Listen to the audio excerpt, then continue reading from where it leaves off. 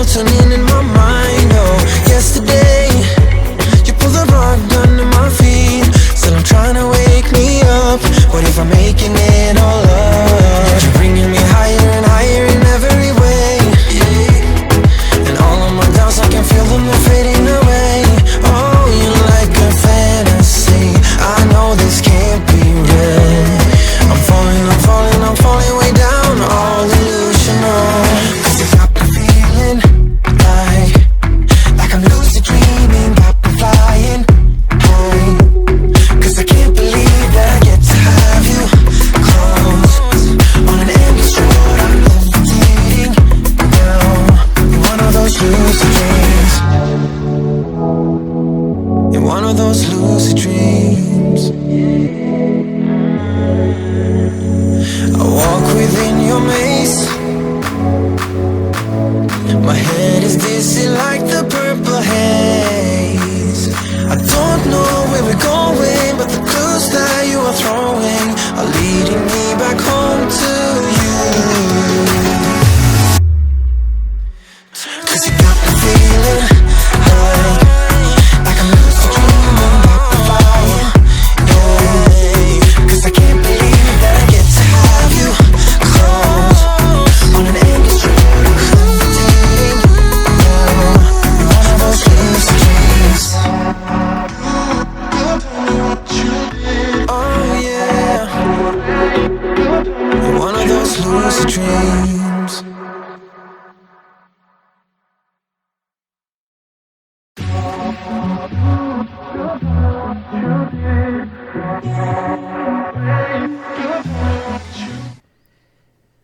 Hey everybody, this is Roberto Blake, and we are trying round 2.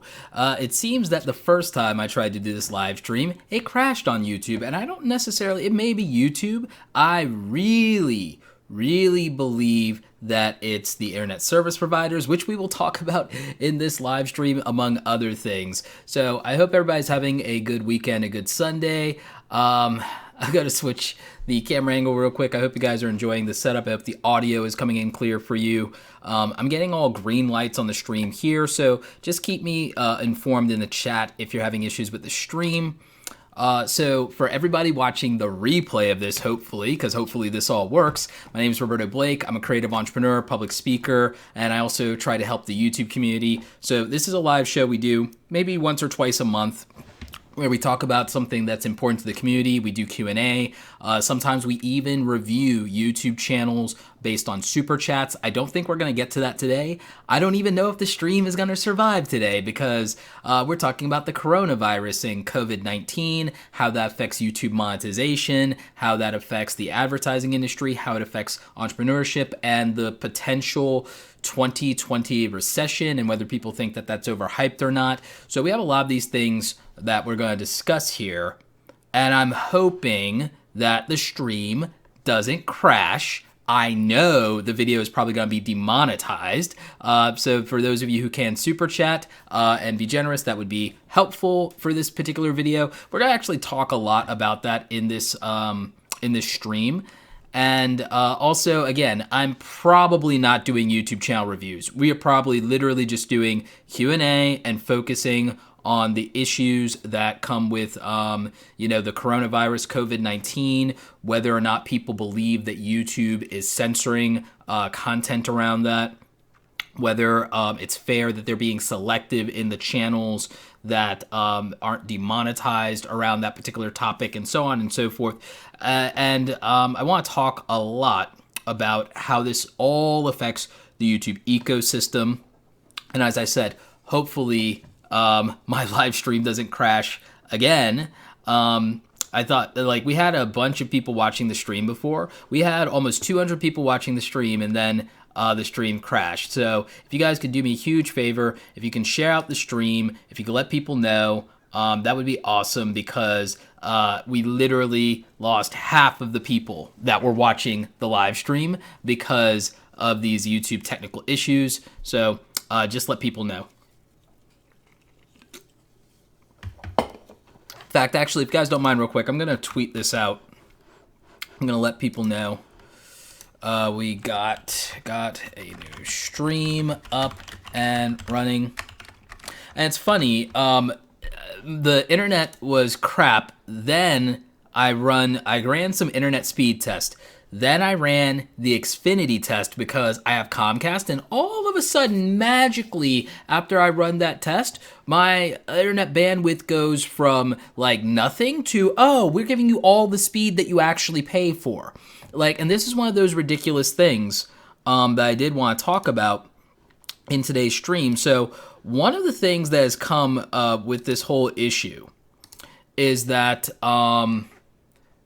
with the coronavirus and what's going on, there have been several things that the government is attempting to do. We'll see. That's really slow, but we have a lot of businesses that are doing different things. In fact, we have some businesses that are being very generous. I want to acknowledge that. So Rode Microphones is doing some massive contributions based on this. Zoom has made their live stream platform free to all educators that need to do remote school education. I believe K through 12 and some of the colleges. ConvertKit, I believe, is doing a $50,000 fund and encouraging fundraising for content creators that are affected by this. So basically, ConvertKit, a great company, they're doing grants for content creators during this time because they know that some people work full-time jobs still as content creators, what I refer to as working class creators. So yeah, Zoom is doing this stuff for schools all the way until April 10th. ConvertKit is doing some stuff.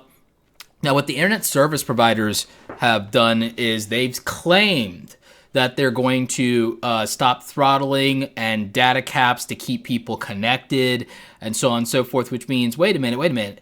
You mean the things you should have been doing all along to give us a better internet experience, the thing that we're paying for? But again, they're blocked, with net neutrality being blocked and that going away, no surprise that the ISPs, the internet service providers, decide to make highway sunshine and just, run all over the consumer. I've ranted about that before here on the channel. And it's very important to me, but the reality is that, there are a lot of people who are doing things that are well-intentioned now that really aren't going to hurt or negatively impact their business that they could have been doing all along. And I think that for some people, they're making a PR play and taking advantage of the coronavirus and, this whole issue. And I really, I resent it when people are doing that and they're trying to make it seem like they're doing this noble thing as a business when it's like, no, that's something that you could have been and should have been doing in many cases all along. There was all these arbitrary things, right? But there are businesses out there that are doing right by people. So like I said, Rode is doing a great job. Zoom is doing a good job. The ConvertKit doing a massive thing for the content creators. I've asked YouTube if they would actually do something similar. I haven't heard anything back, but I'm actually, talking to the community liaison for YouTube, and hopefully I'll discuss things with them later this week. I can't talk too much about it yet, but hopefully there's more that will be done for the creator community during this difficult time. And yeah, but speaking of companies that do stuff for the creator community, it's a good opportunity to mention that this live stream is sponsored by our friends over at TubeBuddy. They are the best tool for YouTube content creators to grow, both for productivity and SEO. You guys know that I use it all the time. I'm a huge advocate for what TubeBuddy does for the community. And like I said, they are our sponsor for these live streams. So I hope you guys will check them out. Link is in the description down below. You can get a free version of TubeBuddy. It's not even a free trial. It's a free version with some limited features. And you can see if you like it. If you like it, you can go ahead and you can keep using it, or you can move up to the paid version. If you decide to get the paid version, you get 20% off if you use discount code Roberto's Buddy, which is linked down below. So again, thank you to our friends over at TubeBuddy for sponsoring the live streams. Couldn't do it without you. It's super helpful, especially when we talk about things that get us demonetized. So let's roll into that. I also want to hear what you guys are saying in the chat. I need to get through the beginning of the stream before acknowledging some things in the chat. But thank you guys for sharing the stream.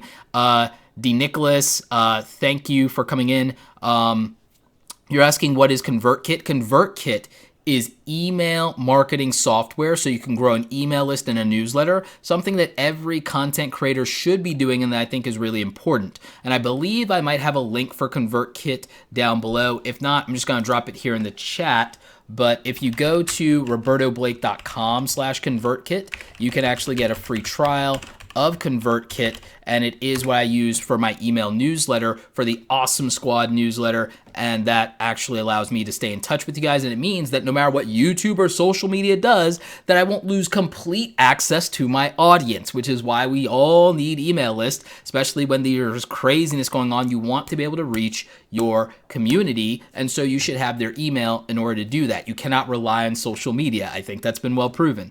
Want to shout out one of my moderators and good friends, Jeff, El Jefe Reviews. Appreciate you, buddy, and thank you for becoming an official member of Awesome Squad.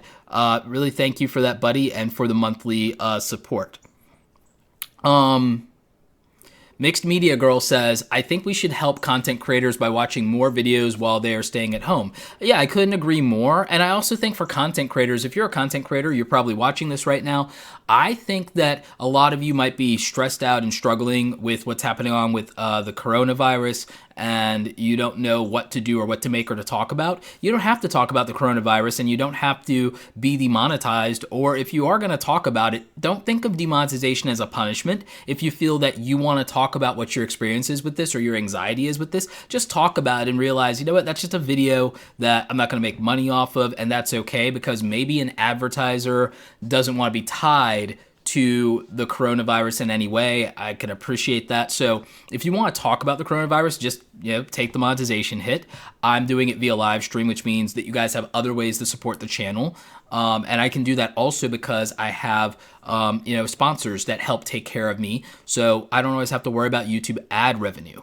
In fact, if you want to know what's going on with my YouTube channel, I encourage you guys to use the link in the description down below to check out my YouTube income reports. I actually put out a report where I break down how I make money with this YouTube channel and show you a transparent overview of my YouTube side of my business. Now, it's not my coaching business, it's not my public speaking, it's not my digital product business. I'm investing a spreadsheet to keep track of my revenue streams now because I think there's a case study that I want to build. But like I said, the YouTube income reports, if you care about the YouTube channel, I linked it down below, and I break down every single month for the last 3 months. I've broken down how much money this YouTube channel makes in AdSense, merchandise, affiliate revenue, and sponsorship revenue. So if you want to check that out, link is in the description. But yeah, this is a rough time for content creators. Something I would tell you is, if you're a content creator, keep making the content that your audience expects right now, because your audience might need an escape from all of this craziness. Your audience might actually like to think about something else other than the coronavirus. So just kind of keep in mind that you can make content for your audience and you can provide them relief. You can provide them some escapism. You can provide them some way to de-stress. So I would say make your regular content. And also right now, it's a great opportunity considering how much more people might be at home, have some spare time, and might be on flex time from work. So there's an audience that might be around that normally isn't, to be able to watch your content and to discover you or to support you. So there's a ton of opportunity there. That's not the same thing as saying, oh, take advantage of the coronavirus. Take advantage of it for your corporate greed or anything like that. And I have to make voices because sometimes people try to edit you on YouTube out of context and twist your words. So whenever I want to say something that can be twisted, I'm just going to use kind of my Yoda voice like that. Or I'm going to use the voice of Emperor Palpatine from Star Wars. Feeble skills are no match for the powers of the YouTube algorithm. So, I mean, I can do voices, so I will probably do that so nobody takes it out of context or takes it seriously. Because, 2020 is the era of being offended by everything, always and forever. Offended you are. So that was Spoke as Yoda I did. No, there But there's the other voice is the Emperor. The other voice wasn't Yoda. The other voice was Emperor Palpatine, Lord Sidious, the leader of the dark side of the Force. Use your aggressive feelings. Yeah, so that's the that's that dry, more froggy voice. So I can't do Vader. I cannot do Vader. I think I used to be able to do Vader as a kid, but I can't do it without voice modulation now, and so I just have to, I just have to also be careful with that. I don't want to strain my throat too much, but yeah. So just kind of like be aware of those kind of things, and like don't stress out, don't freak out too much. I know that it's a crazy time right now, and it's easy right now to be very agitated. It's very easy to have a lot of anxiety right now. I mean, I have social anxiety generally speaking, but now when I go out, I'm literally kind of measuring the distance between me and other people. And that's something that I think a lot more of us are doing. We're looking at social distancing, but it's also, I'm used to some level of being introverted and being a hermit. I don't get out of the house that much except for travel anyway. And now, actually, almost all of my speaking engagements all the way through April have been canceled. Most of the conferences that I was going to speak at, where I was going to get to see you guys and be part of the community, almost all of my speaking engagements and travel have been canceled. And that's something that's a big deal, not just for me, but for a lot of other people who are public speakers for a living, a lot of content creators who had events that were planning to promote themselves. There are content creators and people who are planning to go on tour, and people who are content creators that do appearances and music and all of these things, and they're not going to be doing that now. So Off Grid with Doug and Stacy, thank you for the $20 super chat. They say thanks for all your help and support to the community. Really appreciate that, guys. I appreciate all the super chats. In fact, actually, let's talk real quick about the demonetization, but I do want to acknowledge there was a question here. BDR asked, Roberto, do you have any tricks for people engaged all the way through your videos so they don't drop off for watch time? So there's a couple of things you can do when you want to keep people engaged. Take these live streams. These live streams are very long, and a couple of tricks that I use to keep people engaged is my own energy. I do these live streams after I've usually, hopefully, hydrated, eaten, drinking something so that I can have high energy. And so I think in general, your energy and what you convey on camera goes a long way toward being able to keep people engaged. The other thing is visual things that keep people engaged. Nice backdrops can help and backgrounds can help just because it shows an extra level of effort and quality, and people respect that. The other thing that I would say really helps with engagement and quality engagement and watch time is just the pacing of the edits. Even if you're doing talking head videos, pacing the edits, doing the appropriate amount of jump cuts, popping something up on the screen for a visual refresh, those kind of things do help people. Videos where people move around a lot more often or have a lot of scene changes can do it for people, but I don't do a lot of that style of content. That's where I use the edits for that. And I use things like B-roll or other types of what we call pattern interrupts so it doesn't feel so static. Or again, I'll do a zoom in or something like that. With the live streams, I can do it by switching the different scenes that I have set up here in Wirecast. So hope that helps and answers your question. There's a lot of ways to just keep people more engaged. What kind of lights do I use for my studio? So I use mostly Philips Hue RGB lights. And in fact, I think I have everything in a list here. So what I'm going to do is, if you want to see any of the gear that I'm using, especially all the stuff in my office that I have for this, what I'm going to do is I'm going to drop you a link here in the chat for all of my Amazon gear. This is my shop where I've set up all of the different lists for my podcasting setup, my live streaming setup, my YouTubing setup, my office, my lights, all of it. All of my Philips Hue bulbs. The entire list is here in my Amazon store link. So if you check that out, that is an affiliate link. It does help me out. And yeah, I list everything there. I'm probably going to do a video about my lighting setup. So I'll get to that at some point, but good question. So let's talk real quick about YouTube and the demonetization of videos whenever we talk about the coronavirus. Because I know this is something that a lot of you care about. I actually care a little bit about this too, personally. But I also want to put this into perspective. Because there's another side that is not being considered here, and it's the side of the advertiser.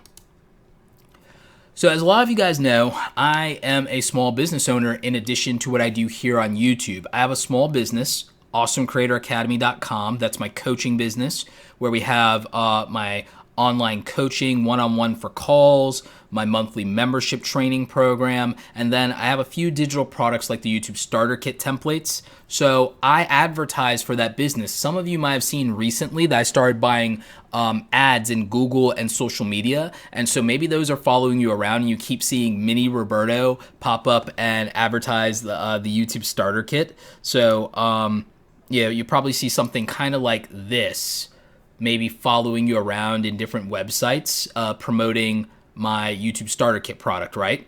So that means I'm an online advertiser just like the online advertisers that help get us paid as content creators in YouTube, which means I have a different perspective when it comes to demonetization. Now, the way that most YouTubers, especially big YouTubers, see demonetization, and also small YouTubers too, demonetization becomes this punishment for people, right? Like, why am I demonetized? Or this is unfair, or I deserve to be paid for my content. And when we start on YouTube, we make almost no money on our content when we start a YouTube channel, when we're a small YouTuber. Back in my day, everybody could become monetized, but it didn't mean you made money. Even for the first 3 years of my YouTube career, I didn't make money on the ads, not really. I made a little bit of money, not a lot. When I was a small YouTuber, first of all, it was considered a taboo to run ads if you hadn't been on YouTube for a while, or if you didn't get a certain number of subscribers, like 5,000, 10,000. People would be like, okay, you've earned the right to earn ads. People used to outrightly hate on you, vitriol, just vigorously in the comment section if you monetized YouTube videos and you were a small YouTuber back in the day. And this was like in 2013 and a little bit before that. Like, in the chat, let me know if you remember like when YouTube used to let everyone monetize and you used to get hate for running ads on a YouTube video. Let me know if you guys remember that. You can talk about it, or just throw a number 3 into the live chat if you remember what it was like to get hated on for running ads on your YouTube channel back in the day, as a smaller YouTube channel, right? Like, this is a real thing, and new creators take this for granted, is that even though we had the luxury, we had the privilege, we had the ability to monetize right away, first of all, we didn't make a lot of money doing that, and second, we took hate for it, and a lot of people didn't run ads on the beginning of their videos, even if they could, because it would hurt the watch time, and you didn't want to interrupt people watching your video because you were just trying to get views and get subscribers so you could build and grow your channel right away. All right, so like, people used to hate on this big time. It was a big deal for a very long time. And then when demonetization day happened, the tone of the community changed, and when the adpocalypse happened, the tone of the community changed at least a little bit, and people weren't getting hated on for that. The thing after that was you got hated on for having sponsors, and that still happens today. People really still hate on people for having sponsors or for doing sponsored content. It's insane, right? So like, there was a big deal where you couldn't even, like, you would offend people if you monetized your content on YouTube. For a very long time, that was the stigma around it, okay? It's a little bit different now.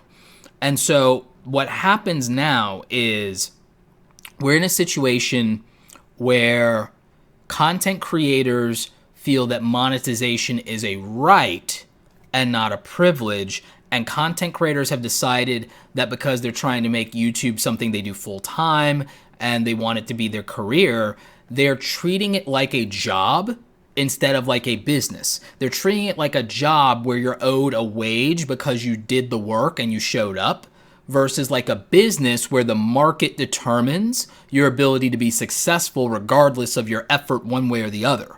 Okay, so in entrepreneurship, no matter how hard you work, that might not yield anything at all. In fact, most businesses are not profitable. The first 3 to 5 years, they operate at a loss. They're taking a risk.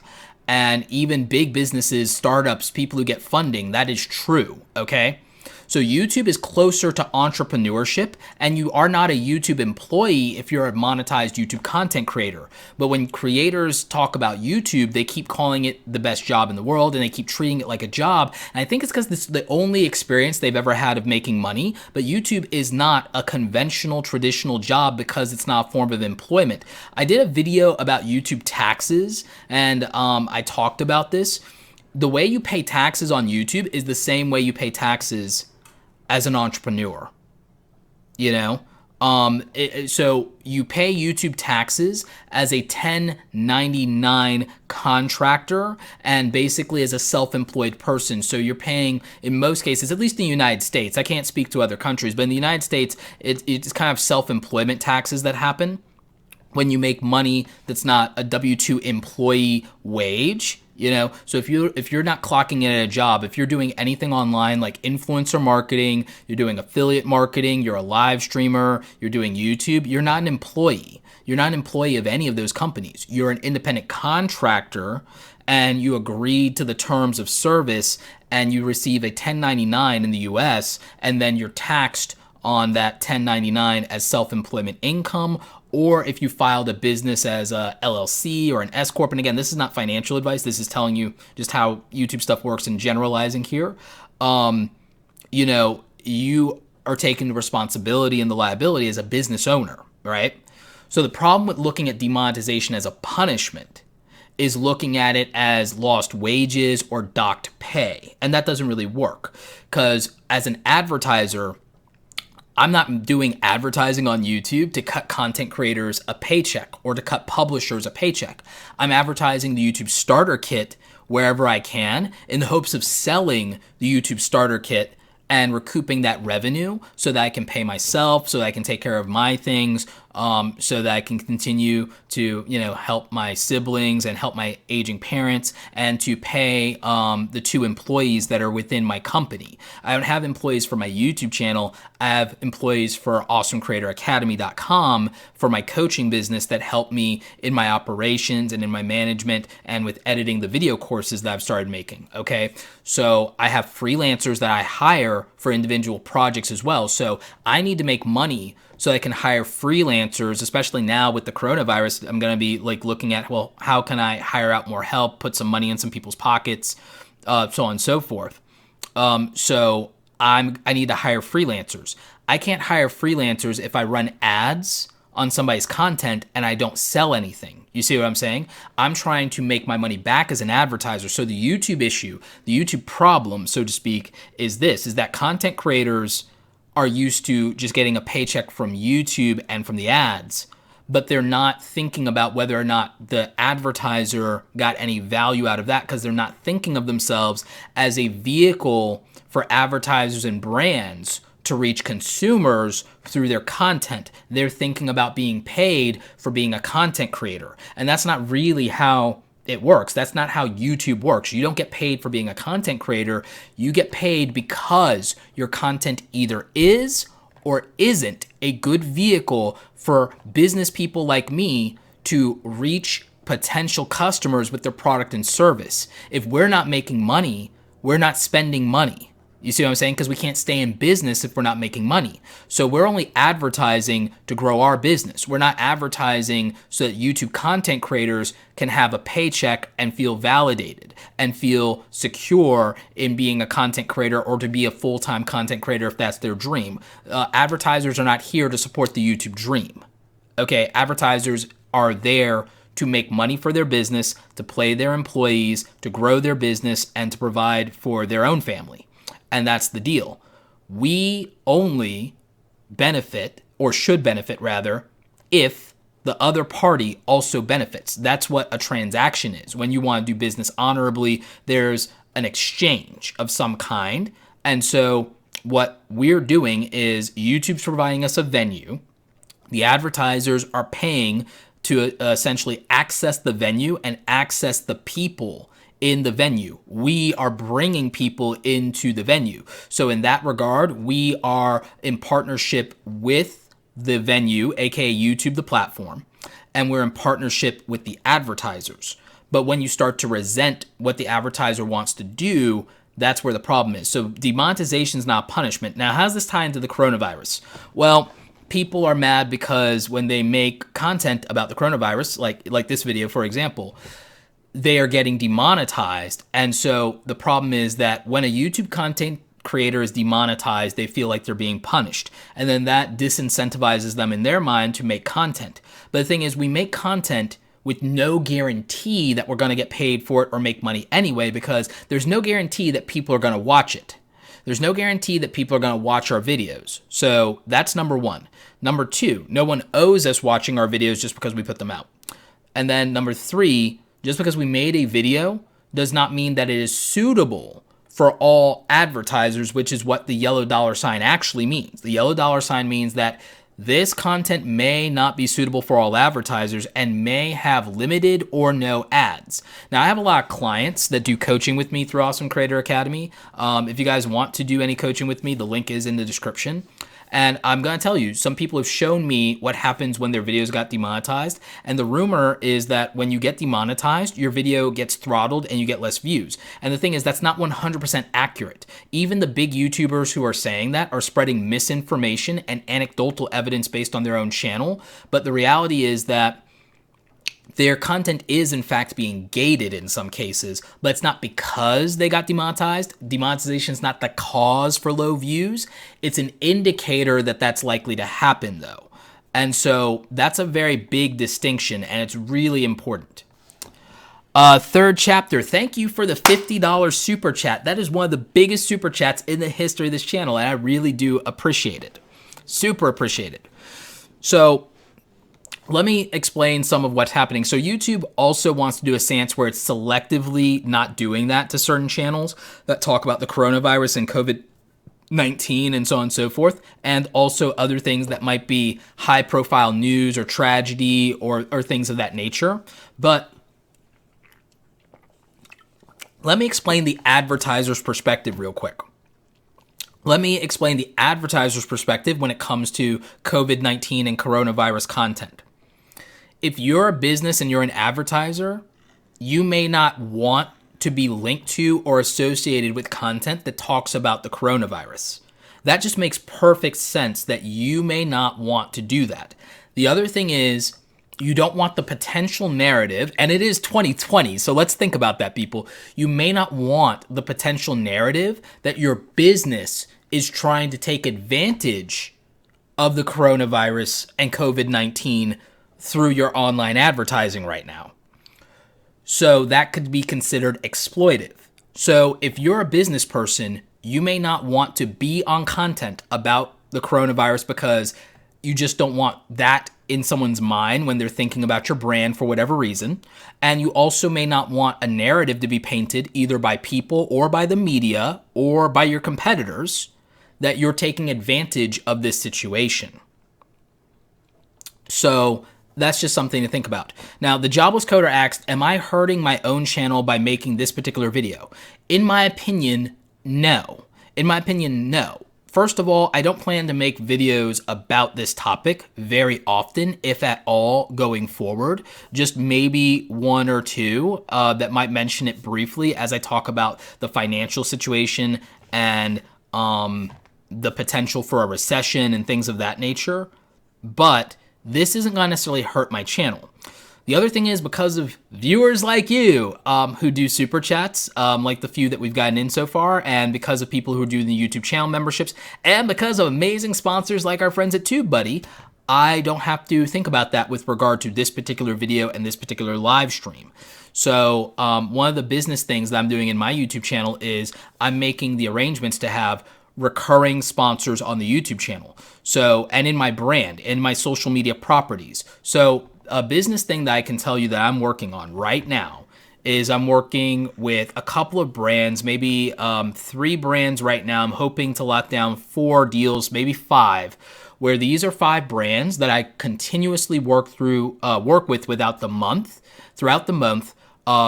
with different deals in place negotiated for $1,500 to $2,500 a month each, right? So I'm going to be working with about, anywhere from 3 to 5 brands. They're each paying $1,500 to $2,500. Now, let's just assume that's 3 brands at $1,500. That means I'm in brand sponsorships without the one-time bigger sponsorship deals that I'll get recurring for the length of those contracts, which usually are a year. $4,500 a month as a baseline for being a brand ambassador with these 3 brands. If I expand it to 5, then we're looking at a minimum of about $7,500. So that will definitely take care of me. And then my YouTube ad revenue, and then my business, then all my affiliate marketing, and then anybody who supports the channel by buying the merch. All of those things add up after a while. So that's not even including my coaching business and my own product sales. So I'm going to be okay on the financials if a few videos get demonetized here or there, as long as they're providing value. Okay, as long as I'm providing value to the viewer, that's going to come first. Okay, so when it comes to demonetization, here's the thing you need to understand. The advertiser wants to reach the viewer, yes, but they don't always want to be associated with the topic. Or there might be situations where they don't want to be associated with that creator. And that's valid because that's, they're spending their money. You should have the ability to say, hey, I don't want to be connected to that thing. Or, hey, I don't want to be connected to that person. That's a reputation thing. So any business person is going to make those decisions. And the YouTube algorithm is going to help people opt out of that, because the YouTube side and the Google ad side has an obligation on the Google ad platform to protect the paying advertiser. So that is an issue. Okay, if you have advertisers paying money into your platform, you want to make sure that they're protected, and you want to make sure that they're getting content that matches their stuff, and you want to make sure that they're not being placed on things that they might find disagreeable. Now, the thing that most people don't realize is that an advertiser can outrightly decide, I want to be on edgy content, I want to be on news content, I want to be on sensational content, I want to be on this content. An advertiser can decide that for themselves at any point. If they're checking the defaults, you have to understand that that is a person that's probably making a $35,000 to $65,000 a year salary as a middle manager or as a social media manager, handling the ad budget, and that person is not taking any risk. That person's not taking any risk when it comes to getting fired by running ads on the wrong thing. So when a YouTube video gets demonetized, YouTube's system is saying, this video is not suitable for all advertisers. And what does that mean? This video may not be in the best interest of everybody spending money on advertising right now. And that's valid. That's fair. Because again, there are many reasons for that. It could be that you don't want to be associated with the coronavirus or with this news thing or this drama or with cursing or whatever. Because again, most brands by their nature are risk adverse and conservative, okay? So what would that look like in real life? Think about me as an advertiser. I'm selling the YouTube starter kit. I'm selling things like the Awesome Creator Academy membership. It's not appropriate for me to advertise that on every single video that exists on YouTube. They're not going to be a good fit for my brand. It's not likely to convert for the audience. It's not likely to add any value to the audience. So that's not going to be in my best interest to spend my money that way. And yeah, that means that creator has one less advertiser that might potentially be in their pool, right? That's not a punishment, okay? We have to change how we think of when we want to cover these things, or when we want to, if you want to do certain content, like if you want to curse in videos, right? I have a lot of friends who curse in videos. If you want to curse in videos, there are a lot of advertisers that just are not cool with that, and you're making a choice. If you make a choice as a rational actor and as a business person, then guess what? You made a choice to say, my audience likes this, so that's what I'm going to do, and it means that I don't have as good of a relationship with advertisers. That makes it your responsibility to get brand deals with brands that are okay with that. People like Dollar Shave Club, for example. They don't mind edgy content. right? That's your responsibility, because YouTube is not a job, it's a business. It's not that YouTube isn't a valid form of work. It's not that it's not a valid contribution. I sometimes don't like saying YouTube isn't a job, but it's true, because I know that other people are trying to dismiss that the way they dismiss remote work, the way they dismiss freelancing, the way they dismiss online businesses that aren't brick and mortar, and I hate that. But it isn't a job as much as it is a business. It is a form of entrepreneurship. If you become a YouTube content creator, you are saying, I want to become a creative entrepreneur, or I want to become a performer. That's really what it comes down to. And if you decide that you want to become a performer, or you want to become a creative entrepreneur, you want to become an online business person, you have to take responsibility for everything. And you have to take responsibility for how you make your money. And that means you have to diversify your revenue. So take me, for example. What I said earlier is that I'm getting recurring sponsorships. Like, not all of that has started yet. I have one of those locked in. I have actually I have two of those locked in, but one doesn't start for a minute, and the third one's in negotiation right now, and I have two more on deck. If I get that going, my channel's baseline is taken care of for a year, but I also have affiliate revenue.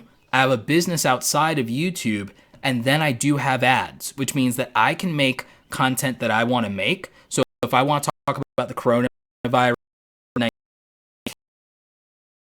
financial,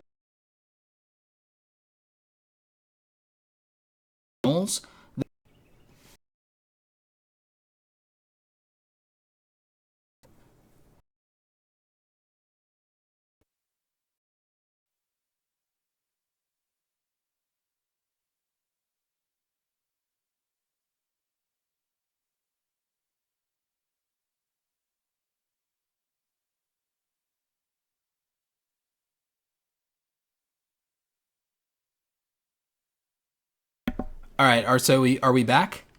Is it not doing it anymore?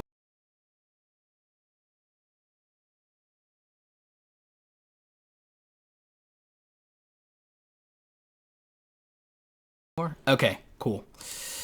All right. So I think that was the internet. All right, so we're back. So we are back, right? All right. Good. Good. Excellent.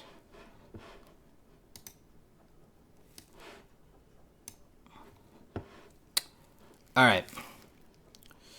So I lost my train of thought here. I think what I was talking about was the fact that I think where I was going with this was that, so YouTube's decided to selectively pick some channels that absolutely won't be demonetized or flagged anyway if they talk about the coronavirus.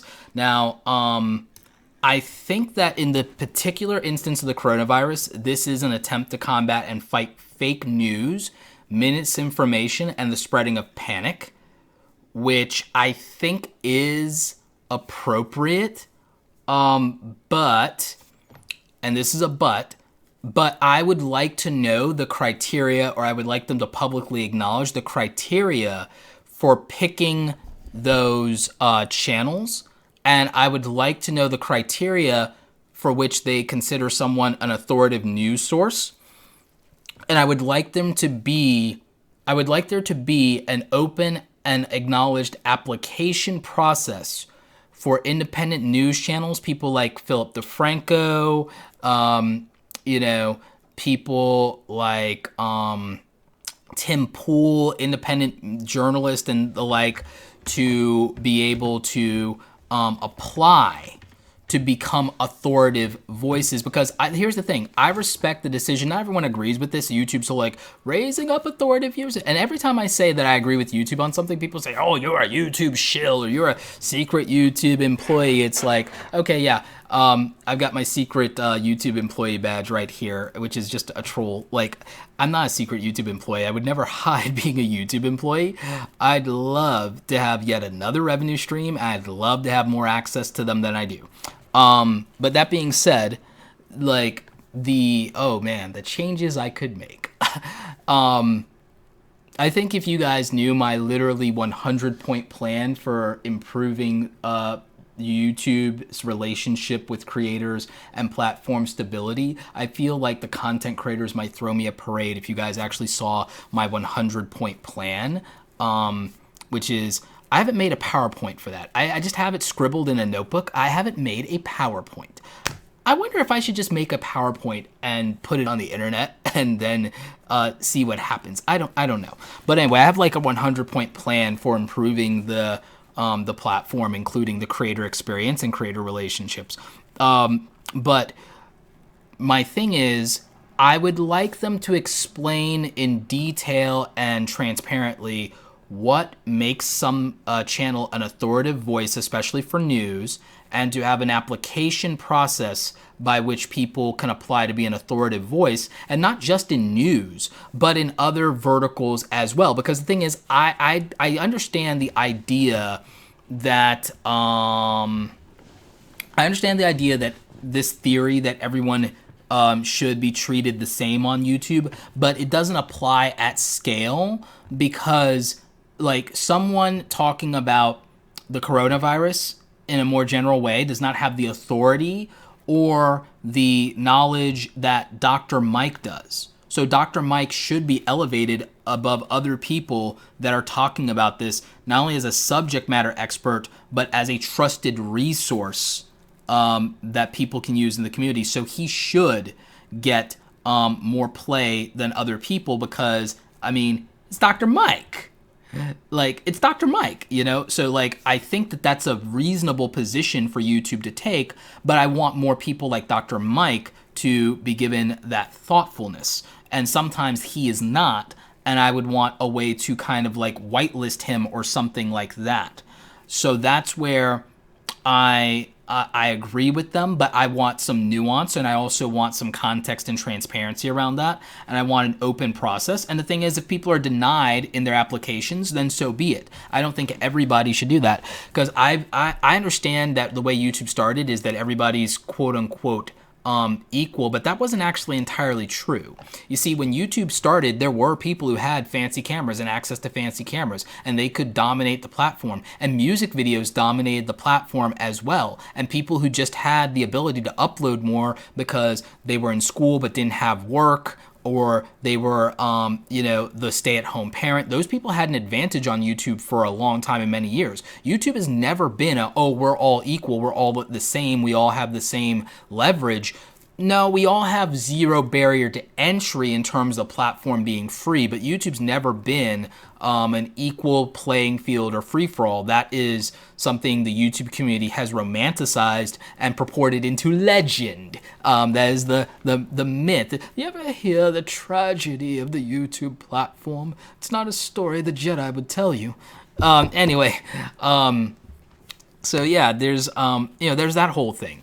YouTube has always held an advantage for people who have unlimited time, unlimited resources, more bodies to throw at it, and overall, better technology and the ability to turn around content quickly. That's always been true. Somebody who has a team of 15 people behind them is usually going to outperform on quality and quantity someone who has 2 people. So, that's always going to be different. That's always going to be true. And the reason that YouTube, a lot of people don't like this, but think about it. The reason that mainstream media outlets perform well on YouTube is the fact that they have the household name advantage. They're a household name.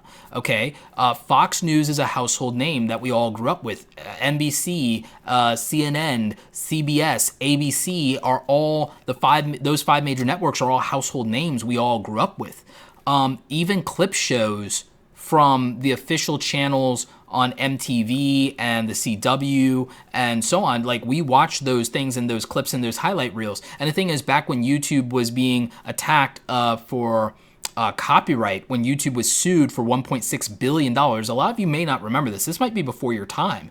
YouTube was sued and spent 7 years in court in litigation with Viacom and the other media companies for $1.6 billion for copyright and people pirating content, because we didn't come to YouTube years ago for homegrown content creators. We came to watch all those bootleg movies and all those 90s TV shows. We came for like Rocko's Modern Life and stuff like that. We came for people uploading bootlegs of like Buffy the Vampire Slayer. Like we like that's what we came to YouTube for. We didn't come for homegrown content creators, right?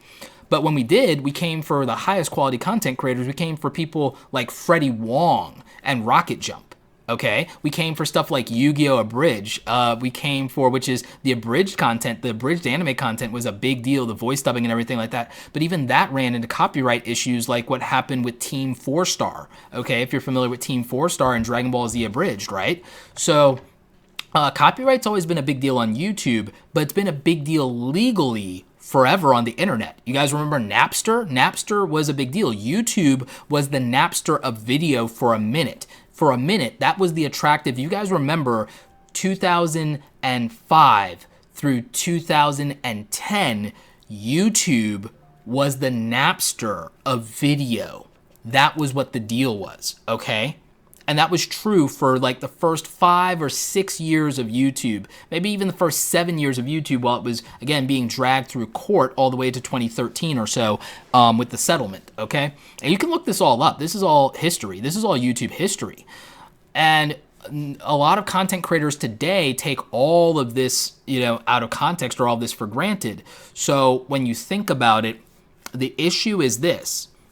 YouTube's quote-unquote preference for establishment media is that the YouTube community doesn't realize the average consumer, the normies, have always looked at home, like brands that they grew up with in their home. Brands that that are familiar to them will always have leverage. Most normies are not familiar with the biggest YouTubers on this platform. I meet people every single day in real life who've never heard of PewDiePie, who've never heard of Mr. Beast, because the YouTube community that you might remember from 2005 through 2012 was insular. It was a online community of people, kind of like Reddit. It was this like corner of the internet. When normal people blew up YouTube and we got YouTube celebrities and it became mainstream, when YouTube became a mainstream platform that most people knew about, it wasn't just because of, or mostly even because of, homegrown content creators. Just remember that the biggest videos on YouTube have always been music videos. Everyone goes to YouTube, and MTV helped take YouTube off because of launching music video premieres online on YouTube. So it was that internet age. Remember that the biggest stuff on YouTube has always been things like Despacito and Gangnam Style. All of the biggest, most watched YouTube videos of all time have been music videos. That is what the average consumer understands, and that is something that drives traffic to the platform. Music dominates YouTube. In fact, the biggest YouTubers often blew up because they got viral in the early days by doing music video covers. That's the truth, okay? So that's what made, what put YouTube on the map. And that's where a lot of the biggest content creators, got their start. And yeah, I remember Rickrolling, by the way. I remember Rickrolling. I remember Kazaa. I remember LimeWire. I remember BearShare. I got all of y'all beat. I'm really old internet. I remember Angel Fire, my homies. I remember Angel Fire, GeoCities, Lycos, Excite forums, IRC chat, Java applets. What else can I do to show I'm old? I remember ICQ. Netscape Navigator. Like, I remember the original StarCraft on dial-up. Like, yeah, that's how old. I remember Command and Conquer, homies. That's how old I am. Like, you want to take it back. But yeah, so like the old internet, like in the old internet, like this was a reality. This copyright thing was massive for a very long time, and YouTube just barely survived it. So I know a lot of content creators are mad about demonetization. They're mad about copyright. They're mad about what they see as the preferential treatment of establishment media in the platform. But establishment media is literally household names in terms of brands. They're always going to have an advantage. There's like very little chance that like a homegrown musician that nobody knows about that's popular on YouTube beats Drake, homie. Like, it's very hard that you're going to be YouTube famous but yet come for Drake, right? I mean, it's not impossible, but you see what I'm saying? It's really, really rare. And that's where the issue is that people recognize brands and they recognize things that they're very familiar with. And even in YouTube, that's where big YouTubers have an advantage over small YouTubers. You know how everyone, myself included, says, oh, use a human face in your videos? I believe in using a human face for emotion to make thumbnails like this or that, so that there's context for what you're talking about. But the reason that everyone says it is it's skewed data. It's like if you're covering a product, if you're covering the iPhone, you're almost better off not using your face. You're almost better off just doing this. How's it like? Yeah, you're almost better off doing this for an iPhone thumbnail than using your face, because the simple fact is that the videos that get all those views that have faces are people who are already famous YouTubers in the YouTube community, so they're going to get views. So being known versus being unknown, there's always an advantage to being known versus being an unknown. That's just how it is. That's how it's always been. So there's not this us versus them in YouTube. There's not this us versus them. The Warriorine says, well, I'm glad your brand took off, Roberto. Actually, my brand has not taken off yet. My brand has not taken off yet. I haven't gone viral ever. I don't have a single viral video, you guys. I had a video you could call near viral for how much traction they got, but that's it. Like, that's it. So there's this whole like us versus them thing in YouTube, and it doesn't reflect the average consumer, right? It doesn't reflect the actual casual viewer of YouTube. It only is something that the YouTube community cares about, and I understand that, and I do respect it, but it doesn't respect the normal person who just happens to use YouTube. Like, my youngest sister is 21, and she's like a casual, very normie YouTube user. She mostly looks up BTS stuff and how-to videos and a little bit of anime, and she doesn't really care about any big YouTubers. She used to be a fan of Joey Graceffa, right?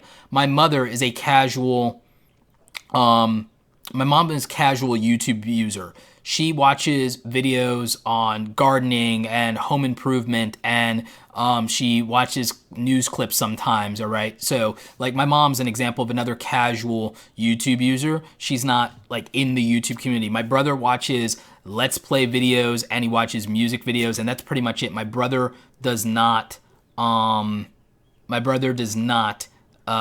YouTube like we use YouTube, okay? Now, someone's pointing out, but my name comes up in conversation in the most random chat rooms. That's cool and that's dope, but that just means that I'm known in the YouTube content creator community in the way that I'm known in the small business community, the public speaking community, the marketing community, and also the design and creative services, freelancers. There's like maybe 10 or 12 very insular communities that I'm well known and established in, but I'm not known to normal people. And I use like normal people, meaning people outside of internet culture. I have no clue who I am. People outside of the YouTube community, no idea who I am. People outside of business conferences, no idea who I am. People outside of graphic design, no idea who I am. I'm only a big deal in 12 circles that exclude 99% of the population. Like 90 to 99% of the population. I'm not anywhere near being a household name. I can get to 1 million subscribers, you guys, and not be a household name. I would just be known to those communities. You get what I'm saying? So, like, that's the thing. Like, there's like, you know, that's the real talk here. That's the important thing, is that you have to understand what's a big deal in YouTube doesn't always translate to the real world. What's a big deal in a corner of the YouTube community doesn't scale to the entire platform of YouTube. And so, yeah, it's not uncommon to find that there are people who in this community even don't know who I am. Never watched anything from me, may have seen my face, but never clicked on a video before. So, you know, that's just something we have to become more realistic about. And the reason I bring this up, again, like I said, I'm talking about how YouTube works. I'm talking about the prioritization on certain channels. You know, something something I've been thinking a lot about, and I don't know if you guys care about this or not. You can let me know in the chat. In fact, let's bring back up the chat. Oh,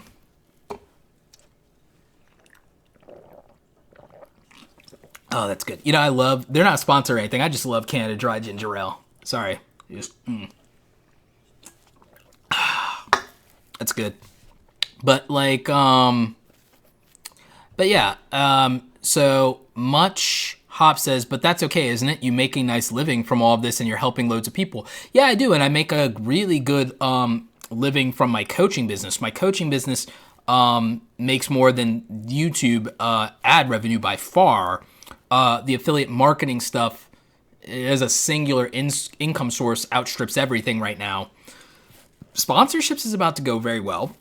So, you know, there's a lot, you know, and that's one of my other points. Like, one of my other points is that you don't need to be YouTube famous or to have a bunch of subs or any of that to make good money using YouTube as a vehicle on the internet. Now, I know there are a lot of you who want to grow a YouTube audience, and that's part of why you come to the streams, you watch the other content on the channel, but you have to remember, a lot of what I'm trying to teach people is to build, these skills, because the skills to be a YouTube content creator translate outside of YouTube and will be valuable to you even if your YouTube career doesn't last, which for many people who go the entertainment route, like being an entertainer has a very short shelf life, and being an entertainer on the internet has a shorter shelf life. So that's why you see a lot of these YouTubers who want to go mainstream, because they want to become a household name outside of the internet, and they want a brand that will last. They want to be like The Rock. They want to be like Jason Statham. They want to be like Julia Roberts. And that's why they want to transition, is because they want longevity. They want to be able to have a career for 30, 40, 50 years. The average YouTuber's relevant lifespan is about roughly 5 years. Like, the average YouTuber's relevant lifespan is about roughly 5 years, guys. That's it. Like, that is it. That's like Butterfly. Like, you know, a bright and brilliant light that flickered briefly, and then that's that. You like, and again, there are people who stay around longer, but I've seen that that's usually about what people can take, which is interesting because that's about the timeline for how long it takes to make a business profitable.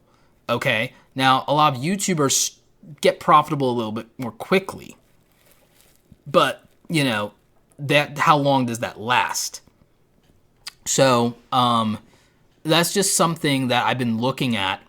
And why do YouTubers have a short shelf life? One, the stress and pressure if they didn't have a background in business or the social media exposure. Two, they start young, they get typecast and trapped into a persona that they built their brand around that doesn't scale with them because they outgrow the thing that they're known for. Once you go viral or big on YouTube, you're known for certain things. If you age and grow up and grow out of those things, it's hard to maintain that. And if you do, sometimes people burn out or become resentful of that identity, or that identity is in conflict with who they are now. You know, what was cute when you were 18, 19, 20, even up to 25 is not as cute when you're 30. That's in real life, but also in YouTube, which is why it's hard to have a long lifespan as a YouTube content creator.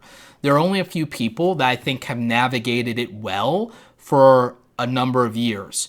And they had to grow up and they had to evolve. Philip DeFranco did it well. Marquez Brownlee, MKBHD, he did it well. iJustine did it very well, in my opinion. And they've been around. Linus from Linus Tech Tips, they've been around forever. And I think that they navigated it very well with minimal controversies and were allowed to change and evolve and grow up and change things about themselves. And, you know, I think it went very well and I think it worked out. And I think they still have a very long trajectory on the platform. They'll be the content creators who might make it to a 15 or 18 year or longer milestone on this platform. And I think that it's owed a lot to their perspective, their character, their personality, their thoughtfulness, just who they are as people. I've met Phil at a couple of events, chatted a bit in DMs. I've met Marquez and hung out with him and his team for a day. I finally actually met Justine last year. I've been talking to her sister Jenna for a while and everything like that. Met her the year before and had hung out a couple of times at events. So having gotten to know some of these people, but having watched them for years, I actually really appreciate who they are as people, and I could see how they adapted, and you have to adapt to survive on this platform. There are huge YouTubers that have abandoned the platform because they couldn't adapt and couldn't evolve. So it's definitely something you have to think about. And you don't have to be as big as all of those people, but I'm making the point that even if you are big, you still would have to learn how to build a brand outside of YouTube, which they've done. You'd have to learn how to survive the YouTube community and culture for a number of years without having a major controversy, which is very difficult to do. And you also have to be able to reconcile the fact that who you are at 20 is a far cry from who you are at 30. Who you are at 15 is a far cry from who you are at 2025.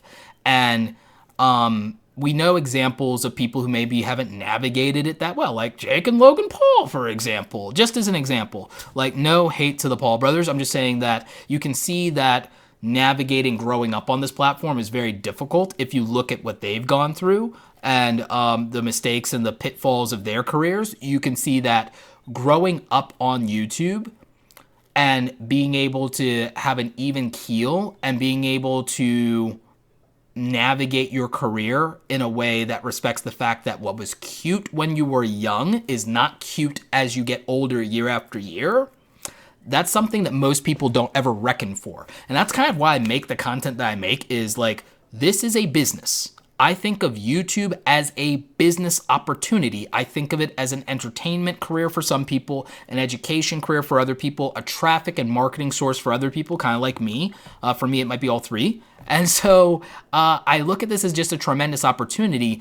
But I think the YouTube culture romanticizes YouTube as a mythical wonderland that is removed from all the other rules of reality. And that's just not true. It's just not true. You know, longevity matters. In fact, longevity was the entire theme of Casey Neistat's presentation at VIDSUMMIT. And whenever I talk to Casey, it's something that keeps coming up, is how can you do this and be yourself and make something that's uniquely you and also be proud of it and stay sane? And how can you do that for as long as possible? It's something me and Casey talk about every time we see each other. I think if we ever do a collab video, that'll probably be the thing that we talk about, is how to have a long and healthy career. And it's something that's been on my mind lately that nobody in YouTube really talks about, is how long can all of this really last? People keep talking about YouTube dying. I don't think YouTube's dying. I think it's gotten better than ever, honestly.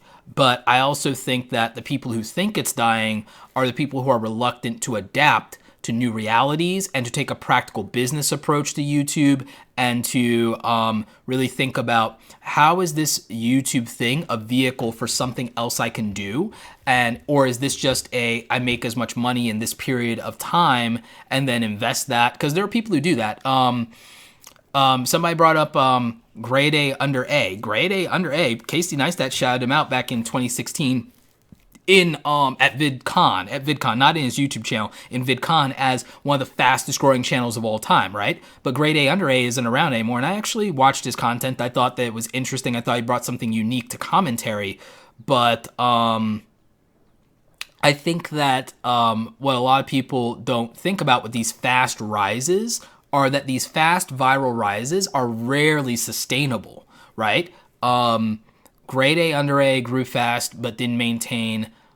Same thing for Leafy is here. But I think that Leafy got out and invested all of his money, and so he's fine. And I think probably the same thing with grade A under A. So I can't speak for them, but I think that because they grew so fast and they made so much money right before the adpocalypse stuff, that they got out of the platform and then they invested that money, as far as I know.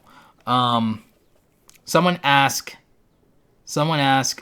what to start now so I won't be too late again? In what niche or platform is the future?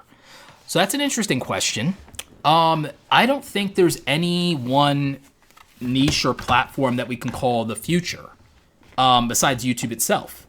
And I don't think you have to, I think that trying to decide, well, what will be popular on YouTube or what will stick around for a while, I think that's the wrong approach. I think what you have to consider is, All right, so I'm going to tell you the secret to success on YouTube in as little time as possible. So, guys, I want you to kind of like make a little bit of a secret pact with me here, okay? If you get any value out of the thing that I'm about to drop on you right now, let me get some water first. But like this is what I'm going to tell you. I'm going to tell you the literal secret to success in YouTube, but it's probably the secret to success in any business venture and in any career and in anything you do. But there's one catch. You actually have to have some self-awareness or this will not benefit you. Now, that being said, if you think there's any value in what I tell you here after I tell you the secret, I would love it if you drop me a super chat, even if it's just $2, $5, whatever you got that you want to part with. I think I'm about to tell you one of the most important things that anybody has ever told you. And it's something that fundamentally changed my entire perspective in life. All right? So go ahead and get that super chat ready for me. The secret to success in YouTube and in life is to actually know 4 things. You have to know these 4 things. So you want to write this down. You will want to write this down. You need to know 4 things.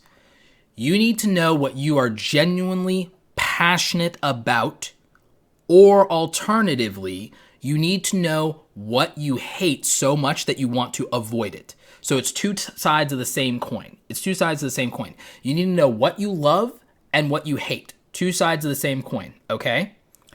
You need to also know what you are genuinely good at. No BS, are you actually good at this thing? No. So you have to figure that out. You have to know what you're good at. You simultaneously have to know what you are bad at, where you are lacking, okay? So that's the first 2 things. The first 2 things are what do you love / what do you hate? What do you dislike, okay? What do you enjoy doing and what do you despise doing? All right, you have to know that. And you have to know what are you genuinely good at and what are you genuinely bad at, and what can you also learn without too much frustration. Like, what is it, even if you're not good at it now, what is it you at least have an aptitude to be able to learn, okay? It's important to know those 2 things, all right? You need to also be able to objectively look at what makes money in the market right now, what has always consistently made money in the market long term, and what you have evidence of and genuinely believe will make money in the foreseeable future, okay? So that's the third thing. The third thing is the money side. And on the money side, you need to know what has made money in the past historically, what is making money right now, and what do you believe will make money in the foreseeable future. And you need to understand those things. And ideally, you want to find something that is consistent, a thread through on those 3 things, okay? And then finally, you need to know what there is a market demand for. What is it that people want? And then also you need to be able to understand how many people actually want that thing. And you need to understand why they want it. So you need to understand demand. You need to understand the market. You need to understand the consumer market, both in terms of money and attention. You need to understand that, okay? So you need to understand the market. You need to understand what you love.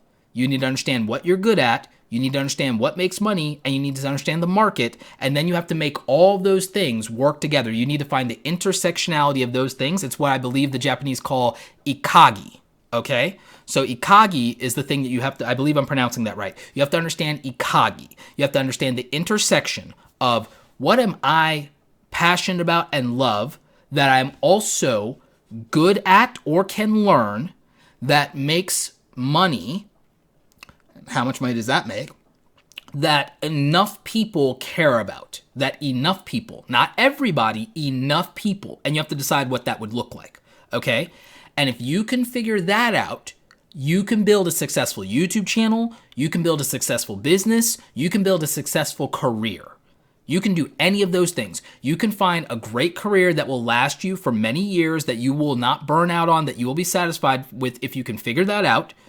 You could figure out how to build a successful business, whether it's product or service based, And you could figure out how to build a successful YouTube channel if you can understand those 4 things. If you can understand the concept of ikagi, the intersectionality, the perfect combination of things. And so that is the value that I want to deliver for you. That is the thing that I will guarantee if you can figure out, if you can master that, if you can understand that for yourself and internalize it and execute on it, you will be successful in YouTube, you will be successful in your job career, you will be successful in a business that you start. But you have to understand those things, and you have to be able to understand them from the perspective of truth and self-awareness and rationality. You cannot lie to yourself in that equation. You cannot romanticize things in that equation. It requires absolute honesty from you. It demands radical candor from you. It requires you to look honestly at yourself and to say, here's what I love, here's what I hate, and okay, I understand that now. Now, the thing is, the thing you love the most may not coincide with the things you're naturally good at, which is okay. You can pick the thing you don't hate that you like well enough, and then that will balance this out. Okay, and then you have to look at what is, and it's ikagi. It's spelled with an I. It's spelled ikagi. I believe that you spell it ikagi, ikagi. I think that's how it's spelled. Somebody can look that up and can verify whether or not that's spelled correctly. I'm gonna maybe Google it. Ikigai. Ikigai. I'm pronouncing it wrong and spelling it wrong. It's ikigai. Ikigai. I'm pronouncing that wrong. Ikigai. Okay? And it's called the Japanese secret to a long and happy life. So ikigai. Yeah, ikigai. And they talk about it as, what is your reason for jumping out of bed in the morning? Okay, so what is your reason for jumping out of bed in the morning? Ikigai. Ikigai is the answer to all things, okay? So ikigai is what will make you a successful YouTuber. Ikigai is what will make you a successful YouTuber. So remember, it is, what are you actually passionate about? What do you care about? Do you have skill, experience, or knowledge in that thing? Or could you acquire it easily enough with effort? Is there money to be made in doing so? Has that been proven in the past? Is that happening currently? And is there a reason to believe that's true in the future? And then, is there proven market demand for that and enough people that care about it? So, ikigai. That is the thing that you're looking for. You're working for that perfect balance. Superhuman Fitness, no YouTube channel reviews today. Nope, no YouTube channel reviews today. Just super chat questions and super chats that if you got value out of that. So I know a bunch of you guys are watching. If you got value out of that, you can drop me a $2 super chat for literally telling you the secret to success in YouTube, the secret to success in business, the secret to success in life. Again, ikigai.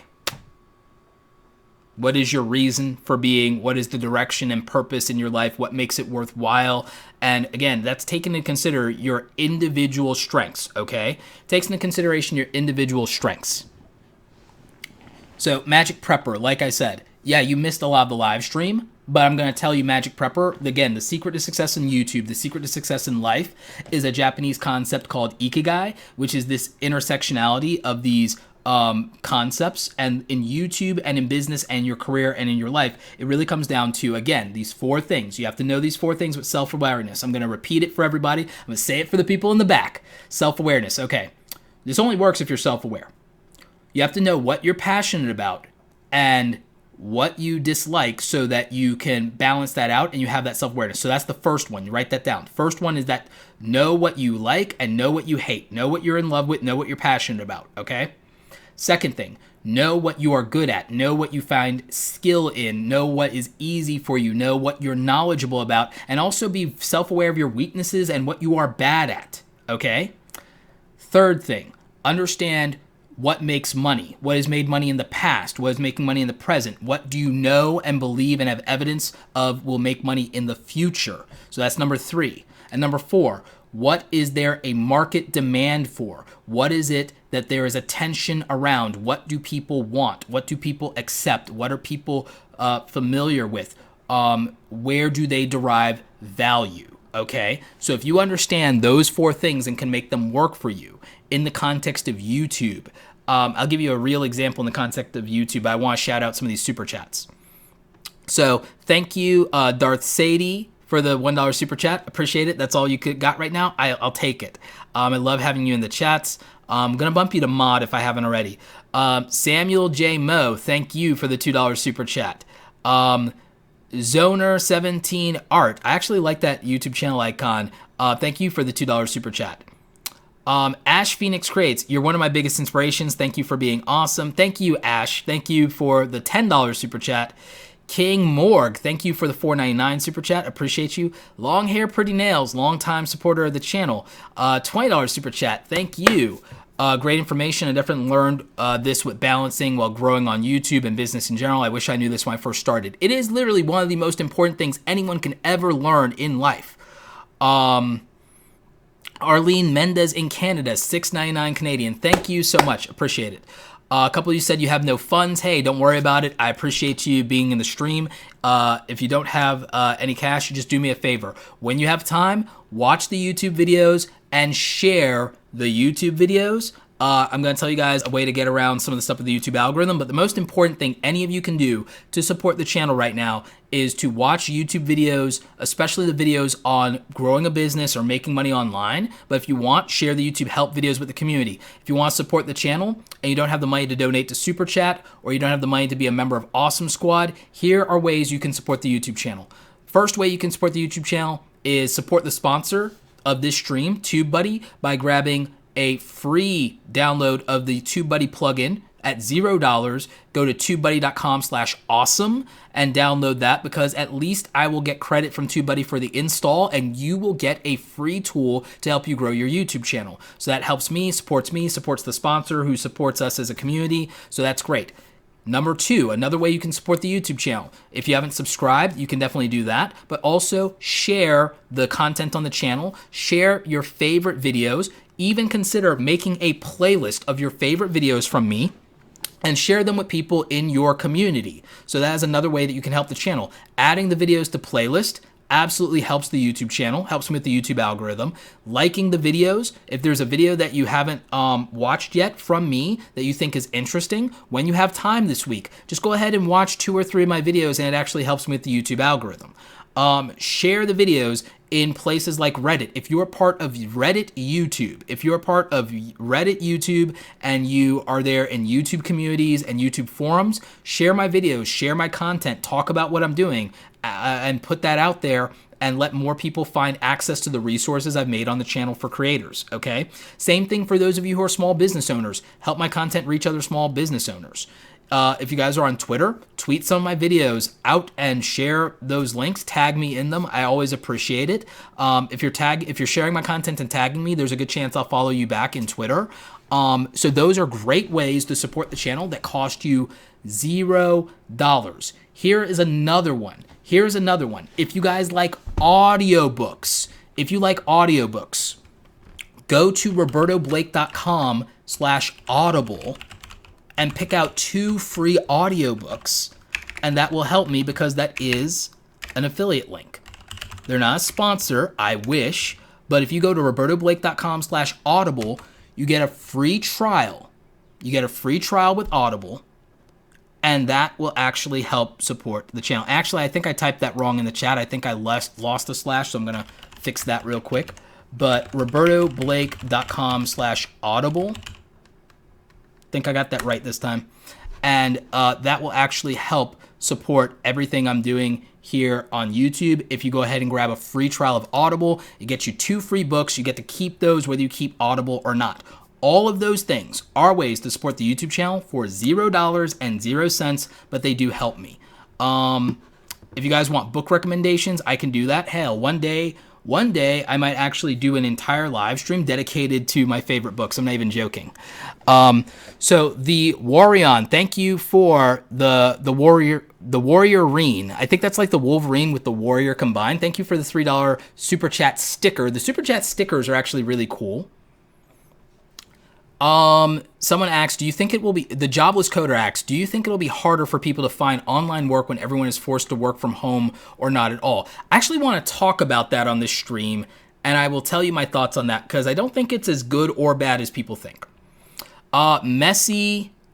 Messy Snapper says, thank you, Roberto. Ikagi, self-awareness, living with intent. Best time to plant a tree was 20 years ago. Next best time to plant is today. Absolutely 100% correct, my friend. I agree with that sentiment entirely. Eula McPherson, thank you. $10 super chat. Okay, I guess learning about Ikagi is worth a 10 spot. Thanks for the knowledge. Thank you. No, I appreciate that. D. Nicholas, thank you, buddy. I feel you might have taught these lessons for years. I'm weak on number 4, meeting a need outside of watching me. Okay, cool. I'm going to give you guys a practical example of how to combine these 4 things, right? Let's see. G. Michael Jr. says, Roberto, I just shared your channel with someone who's starting a nonprofit for suicide prevention in the Pacific Islander community. Great. I love it. Love it. All right, so here is how you apply the concept of Ikigai. Ikigai. I keep calling it Ikagi. Ikigai. Here's how you apply Ikigai to a YouTube channel, all right? So how do we apply Ikigai to a YouTube channel? Let's say that I want to do something else I was passionate about that isn't entrepreneurship and creativity on YouTube. So what are things I'm passionate about? Well, things I'm passionate about. I'm passionate about comic books and collectibles. So I'm passionate about comic books and collectibles. I'm passionate about Star Wars. I'm passionate about anime. I'm passionate about books, as evidenced by my bookshelf over there. I'm passionate about cameras and camera gear. Very passionate about cameras and camera gear, right? So those are things I'm passionate about, right? So I would write those things down on a list. Those are things I am in love with. All right. Things that I'm good at or knowledgeable about. Well, I know a lot about the lore of Marvel and DC and comic books and anime and manga and especially Star Wars. So I'm very knowledgeable about those things. I'm very well read. I've read literally over 1,000 books in my lifetime. I kid you guys not. I'm 35 years old. I've read literally over 1,000 books. So I'm not even joking. My collection is massive. By the way, I've read almost every single Star Wars book that has ever been published in the entire expanded universe, whether it's Legends or canon. I kid you not. That is how knowledgeable I am about Star Wars, all right? So I know that that's something that I'm knowledgeable about, but in terms of actual talents, what am I good at? I'm good at communication. I'm good at graphic design. I'm good at art to some extent. That's subjective. I'm good with photography and video and software and tech. So I'm very good at tech and I can build custom PCs and I'm passionate about those kind of things. Okay. I'm business savvy, but we're going to avoid that for this conversation, okay? So those are things I'm good at. All right. What makes money? Okay. Well, there's a lot of attention around Disney and Star Wars and Marvel. So in theory, there's potential money in that, and there are a lot of sponsors that I could possibly get with that content. There's at least a few brands, but there's also the issue of copyright. So in terms of money, that one's iffy. Out of a score of 1 out of 5, the money in doing entertainment YouTube and doing the content around Star Wars, Marvel, Disney, because of copyright, it's a 3 out of 5 in terms of the money. And because there's only so many sponsors, and because it's also super competitive. So, okay, so that's a 3 out of 5 on money for opportunities. On the other hand, with tech and computers and camera gear, one, all these consumer electronics brands move tons of units. These phones, Apple is moving tons and tons of units. There's proven market demand there. On a scale of 1 to 5, there's a lot of money in being a tech YouTuber. So on a scale of 1 to 5, that one's a 5. So, okay. Now, how much do I love tech? Well, I spend all my spare money on tech. So it's equal to my love of Star Wars and anime and comic books. So it's a 5 out of 5 for me on tech. In terms of being good at it, I'm a 4 out of 5. Okay, and I'm about there for all of my comic book lore and knowledge there too. So 4 out of 5 on that. The money's a 5 out of 5.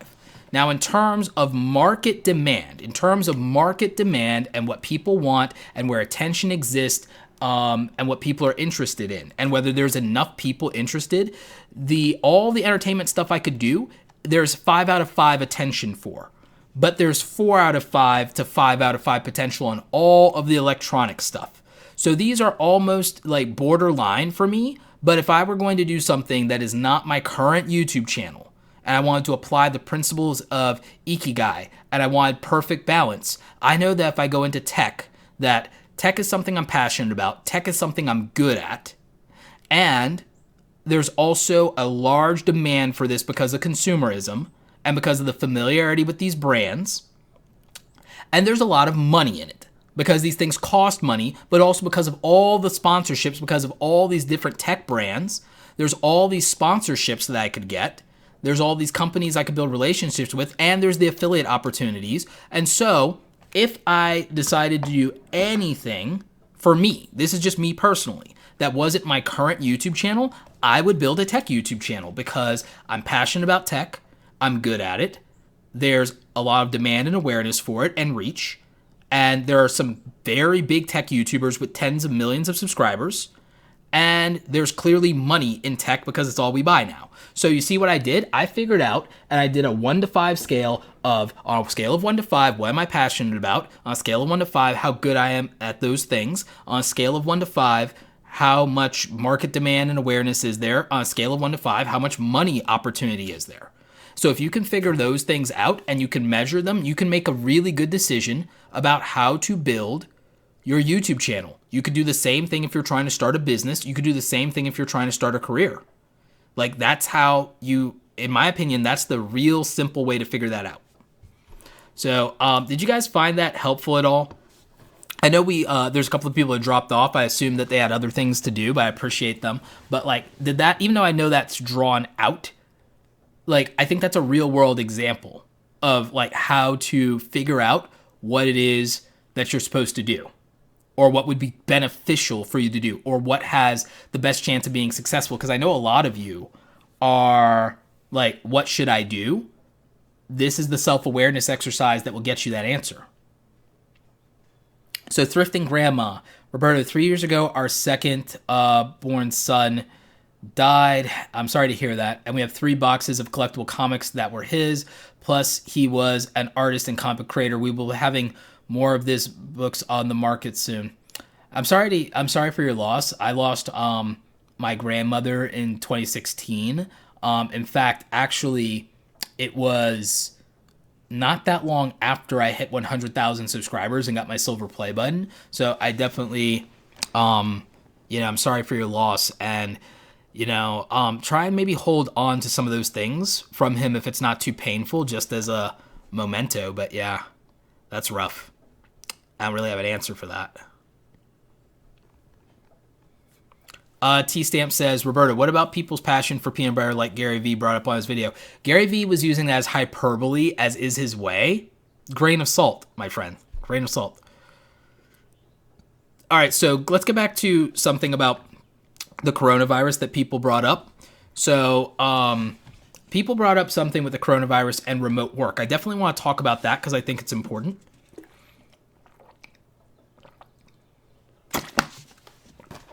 And I'm going to bring up you guys' chat stuff so that we can see that here on the screen while we have this conversation. So with regard to the coronavirus, there are a lot of people who thankfully have been able to work from home during this time and during the quarantines and things of that nature, but not everybody. And I think that the coronavirus has pulled back the veil of certain things in our economy with regard to job security. You know that I've always said, and it's controversial, I've always said in my YouTube videos around entrepreneurship that as much as people say entrepreneurship is a risk, I think everything is a risk. I think that a 9-to-5 job is a risk. I think that the job stability that people have marketed and espoused with traditional work and, oh, get a real job and all that stuff. I think that the veil has been torn away to see how vulnerable it is and why that's not the most reasonable advice in the world, because right now there are people who are being told they can't go into work and that they're not going to get paid leave. So not everyone's getting paid leave. What happened to get a good job with benefits and all of this stuff and paid leave? Not happening, even for people with good jobs, some of them, right? And then some of them, they're working from home, sure, but they're not getting their same salary and they're getting reduced hours. And so that's an issue. And people are talking about that very vocally right now, right? There are a couple of people who are in a great position, a very good position where they're getting everything taken care of and the company is doing right for them. But that's not everybody. Okay, and people are really worried about how they're going to pay their bills. There are a few companies out there that are giving people a little bit of a pass on hardship, but that's going to run out at some point once the PR cycle is done. Let's just be very real about that. That's a little cynical, but that's also true. So with this coronavirus thing, it's pulled back the veil of this good economy that we thought we had and exposed it for the sham that it is. It's like, no, it's like it's always been this vulnerable, and it took this to reveal it, okay? It's exposed it.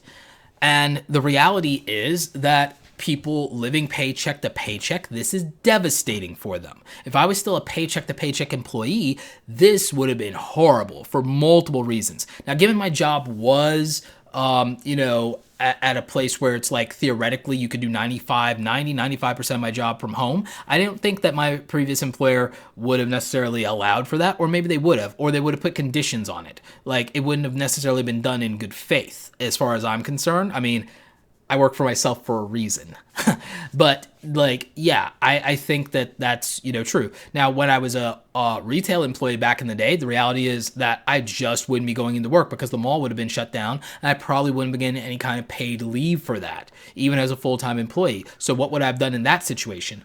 So for me, the good news is that I've always had a side hustle. I've always moonlighted. I've always been a freelancer. I've always tried to make money on the side. Even since I was a teenager, I always had a side hustle of some kind, right? Whether it was mowing lawns, raking leaves, selling Yu-Gi-Oh! And Pokemon and Magic the Gathering cards on eBay or at school, I always was doing something to make money independently, always.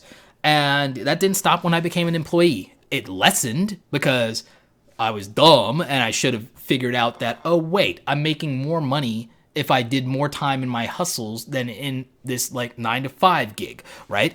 And a lot of people, the reality is now being like, the veil is being pulled, the wool is being pulled from off their eyes, and they're realizing, okay, so this appliance of a job is the barrier between me delivering value to the market and being paid, okay? Because I need you to understand something.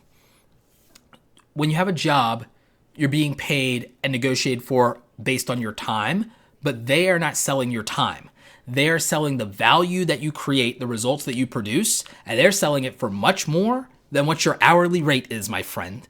And that's why when I left the job market, I stopped trading my time for money and started trading my results for money. And then I learned to leverage my results, and that then became passive income. So I learned there's 3 ways really to make money. You can trade your time for money, you can trade your results for money, or you can leverage your results for money. That's basically like part of my rules of money. Like, that's how that works.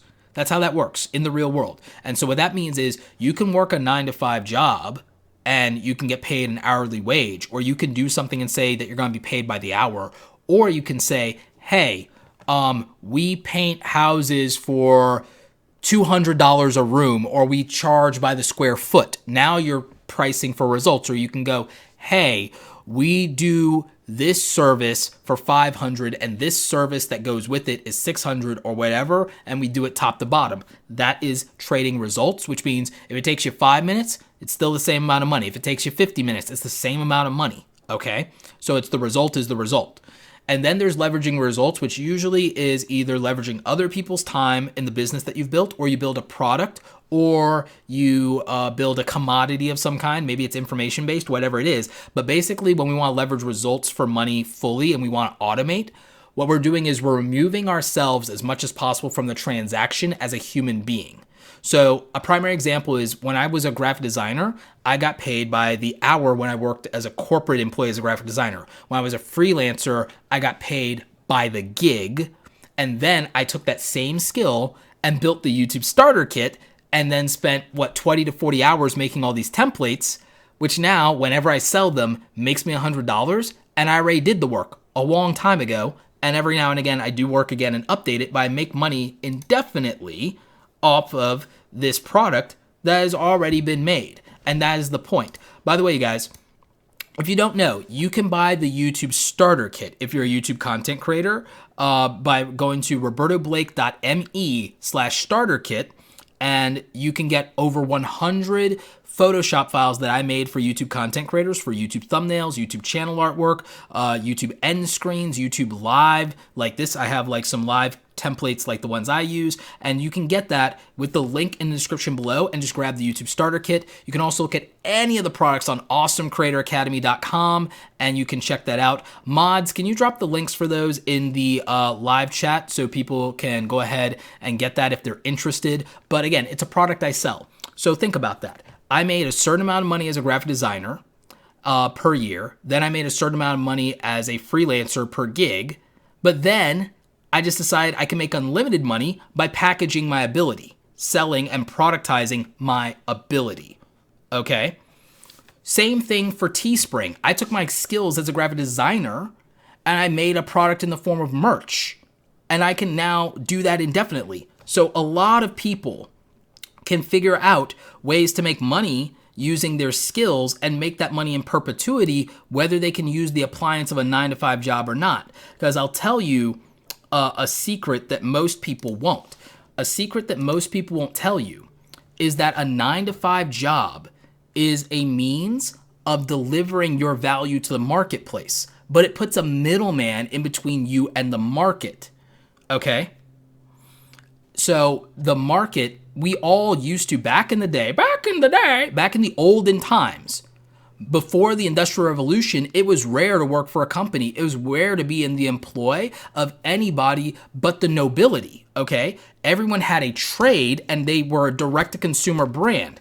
So what does being a direct-to-consumer brand means? It meant that you were the town tailor, you were the town cobbler, you were the town seamstress, you were the town blacksmith, you were the town goat herder. All right. And you delivered your value directly to the market and to the average consumers. And there wasn't a corporation that you worked for in order to deliver that value. There was no middleman between you and the market. And that is the way it has been for the longest time in human history.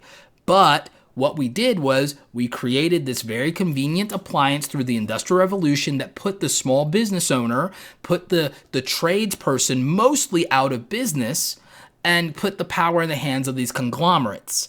The internet and digital online business and YouTube and the creator economy and e-commerce and drop shipping and the Amazons and the eBays of the world have given us some of that direct-to-consumer ability back and lowered the barrier to entry in terms of the resources that we need. You don't have to take out a loan and get a brick and mortar business and a bunch of machinery to do those things anymore. Today, somebody online not having to sell t-shirts out of the trunk of their car is doing the same thing that Damon John from Shark Tank did with Fubu, but they're using Teespring and Shopify instead of selling out of the trunk of their car and using a screen press machine or using an embroidery machine. Okay, that's the truth. That's real today, right?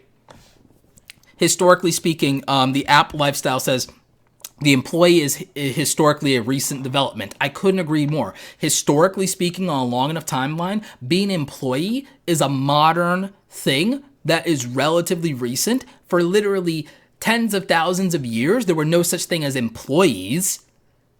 There were just merchants. And there were just people who had trades. And there were people who were sometimes maybe in the employment of a guild. There were artisans. But there weren't really corporations for the longest time. So being an employee is a relatively new concept. And frankly, in most cases, we can do without it. So I call BS I call BS on everyone who says you can't be an entrepreneur, that entrepreneurship isn't for everybody. Fun fact, it was the only thing that there was for tens of thousands of years of human history. Everyone had a direct-to-consumer brand because everyone had to deliver their value to the market. If you couldn't provide for your village, you were cast out. You couldn't feed yourself. If you couldn't provide direct value to the community in some specific way, you were out, my friend. That's it. So, I mean, that was like a massive, massive shift in our economics. But the thing is, we can take some of that back by building online businesses. And the thing is, if you're an employee, I encourage you in your free time, when you're not sleeping, to get a side hustle and to start to learn this and to start to make that extra $1,000 a month. That's why I make the content. Guys, I know a lot of you come here for the YouTube tips content, but you're thinking about what you're using YouTube for. You guys want to do YouTube because you want to be able to possibly leave your 9-to-5 job, right? You want to do YouTube because you want to make some kind of passive income, right? Well, YouTube is only so passive unless you use it the way I use it. And I'll explain that in a minute, right? You guys want a little bit more control. You want more creative freedom. You want to own your work. That's the reason. And you just picked YouTube as the appliance, okay? So if that's true and you're using YouTube as a means to the end of you want to make money on your own terms, I've got news for you. There are faster ways to make $1,000 a month extra, $5,000 a month extra, $10,000 a month extra than becoming a big YouTuber. There are faster ways, and I've learned them, and I've done them. And not all of it will be passive. Some of it will be active, okay? So, Heaven Media, we're not doing channel reviews today. We're doing other stuff today. Thanks, though. So yeah, there's other ways to make money. And so what I want you guys to do is I want you, if you haven't already and you're watching this today, I want you to start watching the videos that I've been putting out on how to make money online. I want you to watch the videos about affiliate marketing, passive income, and online business and entrepreneurship, because the reality is, in faster time than the hours it takes to shoot and edit a YouTube video, you can be making money online, because getting that first $100 paycheck out of YouTube is really difficult. It is very difficult to get that first $100 from YouTube, okay? But it's not, by contrast, that difficult to make $100 with Teespring merchandise right now without a big following in social media. Because part of what you guys are not understanding is that Teespring actually promotes people and markets people, and there's some traffic for that. So that's one thing. The other thing is you can piggyback off of a meme. You don't have to make merchandise for your own brand. You can make something generic or a meme that anyone would buy, and then you could possibly save up a little money and buy a shout out from an Instagram meme page that fits your thing with a link to a swipe up link to your merchandise, and you can start making a few $100s with that process. Or you can run ads in Instagram and you can make a few $100s with that process, literally through Teespring, at very little to no upfront cost. So the thing is, you can start doing Teespring stuff with no YouTube subscribers, because Teespring is a different company.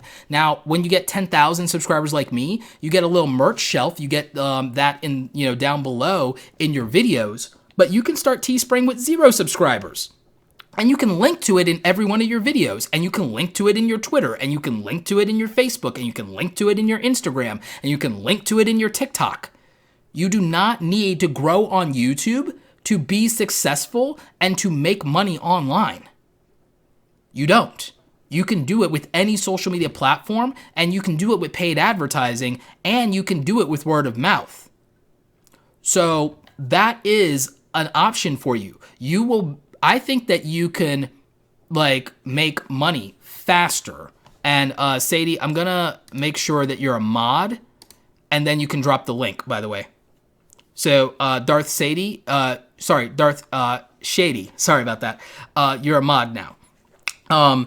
So yeah, you can make merchandise in Teespring or Redbubble or any of these other platforms, CopyPress, and you can get that link and you can promote it anywhere, or you can buy ads. Okay, so you can make money with this stuff. You can make posters like I used to on DeviantArt, and you can make money, okay? I think that'll be faster. You'll probably make $100 selling stuff in your garage faster than if you try to grow a YouTube channel, for example, you can sell stuff from your garage. I have Yu-Gi-Oh cards that I know I can make $100 off of this weekend. Like, I have old Yu-Gi-Oh cards. I have like some really good stuff that I know I can make $100 off of this weekend. Oh, guys, mods, when you drop the links, you have to type in http:/ or https:// and that will make the links clickable for people. So just a heads up with that. So, boom. But yeah, so there's ways to make money faster than YouTube ad revenue. And guys, if you remember from my YouTube income reports, in fact, let's take a look at that real quick. I'll show you guys something. All right, so what you guys are seeing right now, and I'll blow this up here, is this is something that I put out on my blog, robertoblake.com/blog. And this is the February, this is for last month. This is the February YouTube income report. And no, that's not a typo. The YouTube channel for the month of February earned $74.75. Don't get too excited for me. Most of that went to taxes. Don't get too excited for me. Taxes are a nice luxury problem to have with making a certain amount of money. But yeah, that went to the government, not me. So it was a good month, but I did a breakdown, and I linked to this report in the description, and I explain the different ways that this happened, because it did not happen with YouTube AdSense. I made $2,548.53 on YouTube AdSense. I did 8 uploads, and I had an average CPM of $21.73, and I did about 250,000 views, and I did the screenshots as proof, and so you can see that there. And I also list the top 3 earning videos for the month in no order, and I list their CPMs and the date that they were published. So I learned a lot, and I break down everything when I do these income reports. But the thing that the way it happened is, I'll explain. It was $2,500 from AdSense revenue, and it was $126 from merchandise.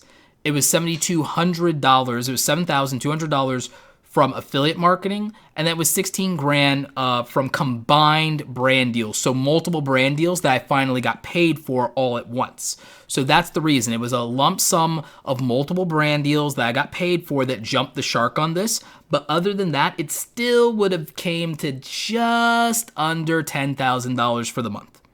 Still would have been just under $10,000 for the month if it wasn't for those combined brand deals. Actually, no, wait. It would have been about that. So, and then in terms of the expenses only related to the YouTube channel, not my other business ventures, it was like $1,200. Now, with my other business ventures, that adds up. So I have expenses against my business. That's a couple of grand a month against my business outside of YouTube because I have some people doing work for me. And there are other costs that are not included in the YouTube related things. So I basically figured out the cost. If I was only doing YouTube, what are the things I would still be paying for? And that's how I came up with the cost against this. But it's really healthy. It's still a healthy, very healthy business as a channel. But my actual business, except for this particular month, can do more. But not when I have a big sponsor though. So I break this down to explain that there are multiple ways to make money, but you could do this without a YouTube channel. You could do this with a TikTok. You could do this with TikTok and Instagram. You could do it with a blog. You could do it with a podcast. Meditation Mojo asked what platform I use to make online courses. I use a platform called KAJABI. I'm going to link to it here for you. So I just put it in the live chat for you. So rblake.me/KAJABI. That is my affiliate link, and that will get you a free trial of KAJABI if you want to check that out. Sorry, for the people who want to make online courses and stuff. But again, none of this revenue here is my online courses or products.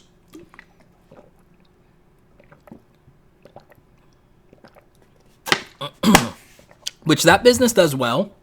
That business averages somewhere between $5,000 and $8,000 a month. It can go higher. It can go to $12,000. It's usually a six-figure business, all things together, but it has up and down months, and it just depends on the marketing, the ads, and the market. Right now, I expect my coaching business to take a little bit of a hit with people with this coronavirus and their budgets and their business. So, since the coaching business might take a hit, and public speaking and workshops definitely takes a hit with the coronavirus, what am I going to do for March? Well, I haven't uploaded a YouTube video other than this live stream for the entire month of March. So what am I about to do?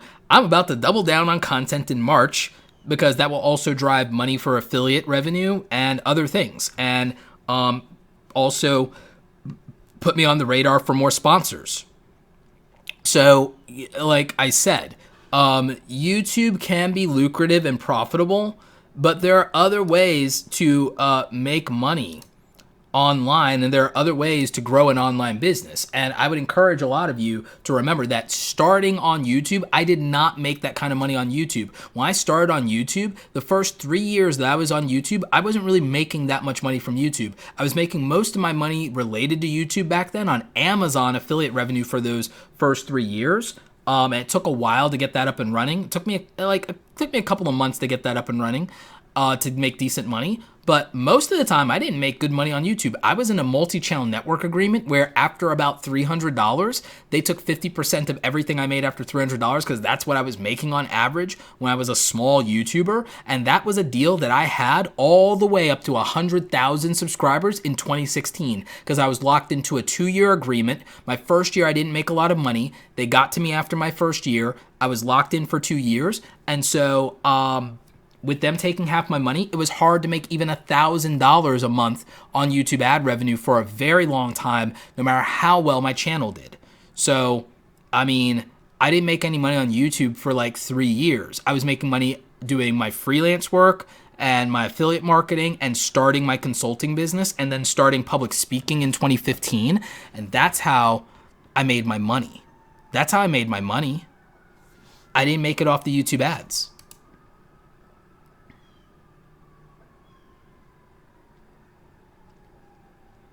T-Stamps asks, can I make money off of classic retro basketball cards? If there's a market demand for retro basketball cards, and if you know how to take advantage of it, and you know what you're doing, sure. Was that multi-channel partnership worth it now? No, it wasn't worth it then, and it wasn't worth it now. My multi-channel network didn't really do anything substantial for me in any significant way. They didn't get me any brand deals. I did not get one single brand deal the entire time I was with a multi-channel network, even when I left them last November. So I was with them for about 4 years, maybe more. Something like 4 years, and they didn't get me a single brand deal. They didn't get me a single brand deal at all. So being with a multi-channel network didn't do anything for me. Now, there are friends of mine who've been with different multi-channel networks. I've helped them figure out how to best negotiate their deals, and they've gotten brand deals, and they've gotten support for their channel. That just wasn't my experience with the network I went with. And in fact, the network I went with, they still owe me $4,000 that they haven't paid out to me for my October and November earnings in 2019.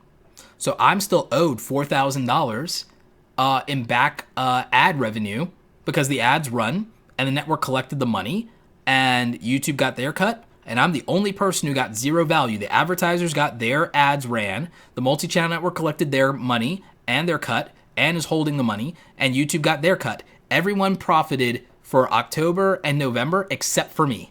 And so I'm still owed about $4,000. I really should talk to them about paying me some freaking interest on that. And so I'm still owed $4,000 by my multi-channel network, and they haven't paid up.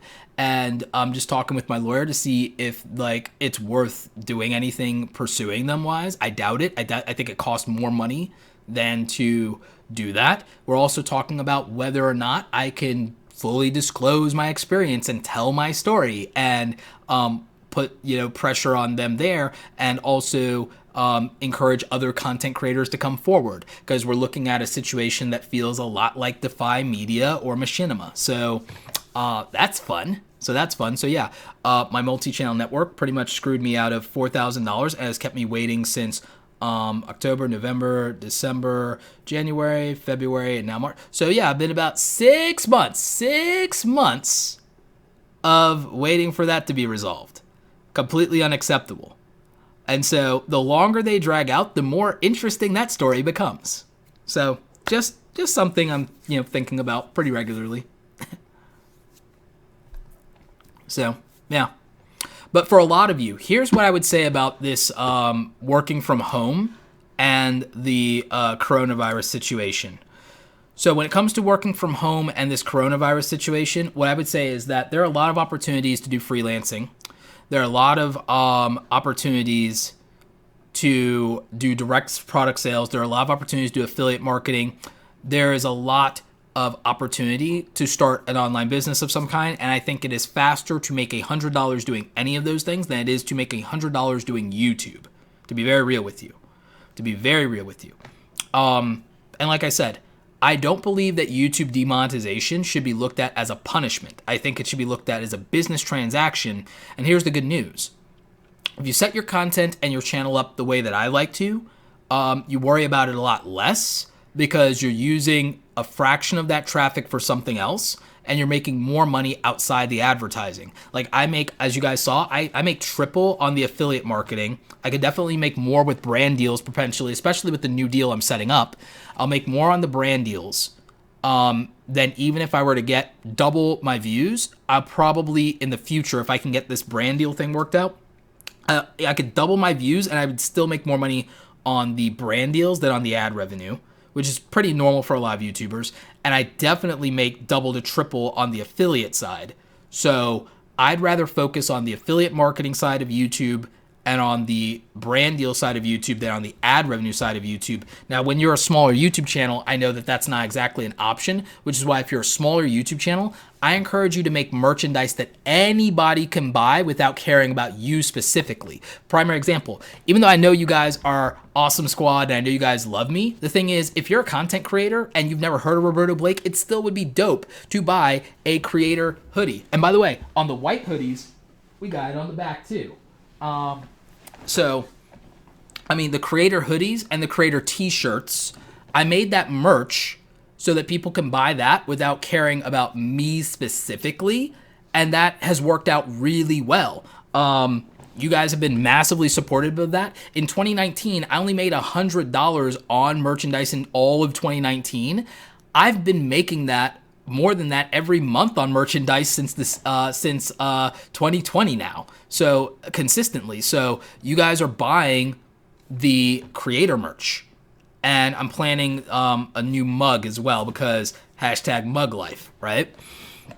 So the thing is, if you make merch on things like memes or things that anybody could accept and just say that is a cool shirt, then it is more likely to be successful. I genuinely believe that if I start selling motivational posters with my own custom artwork, you guys will buy these motivational posters and they'll probably be my most successful product.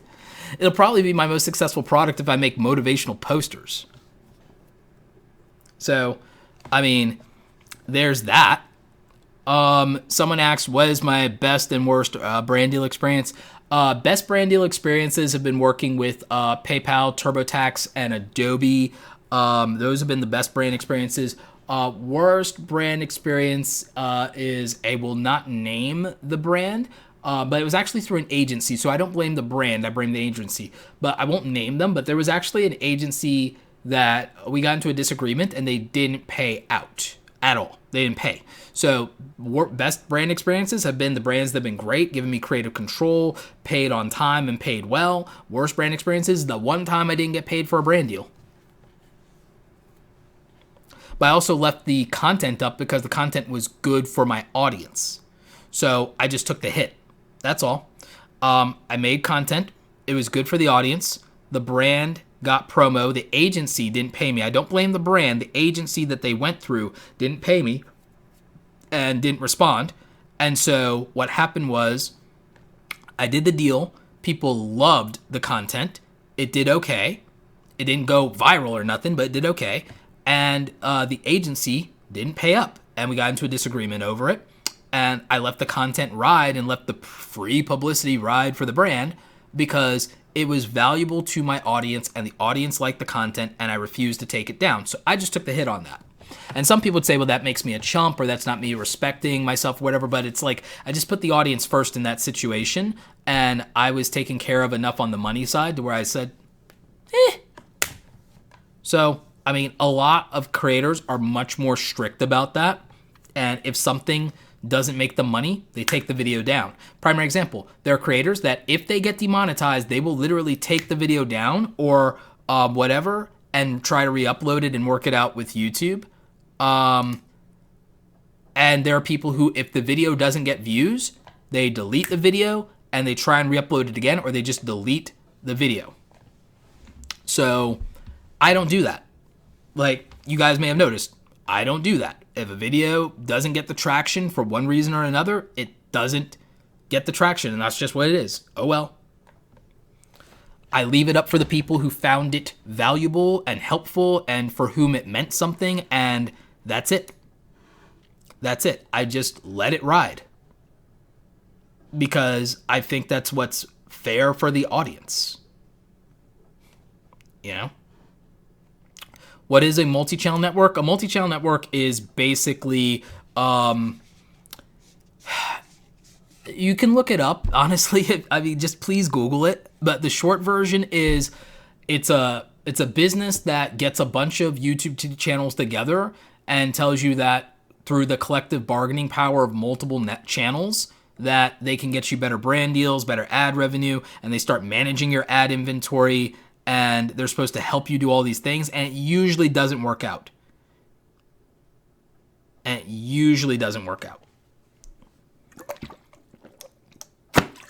So yeah, for the coronavirus stuff, for those of you who are on lockdown, what I would say is that there are so many opportunities to make money online that you don't have that, like, you know, that this could be a great opportunity. It might feel bad, especially if your job isn't paying you.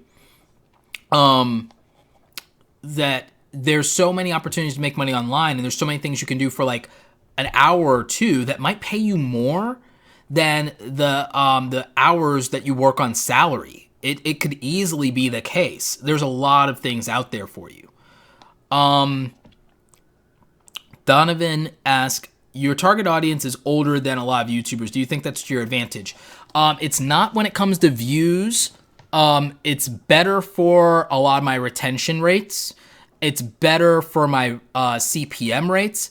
And it's better for converting people that are a buying audience to buy things, especially like camera gear. The older my audience is, that means that they're more likely to be able to afford camera gear. They're more able to afford one-on-one coaching. They're more able to afford digital products. They're more able to afford affiliate links. So that works out to my advantage financially. It hurts me on the views, but I get so much better ad rates, you guys, regardless of the views.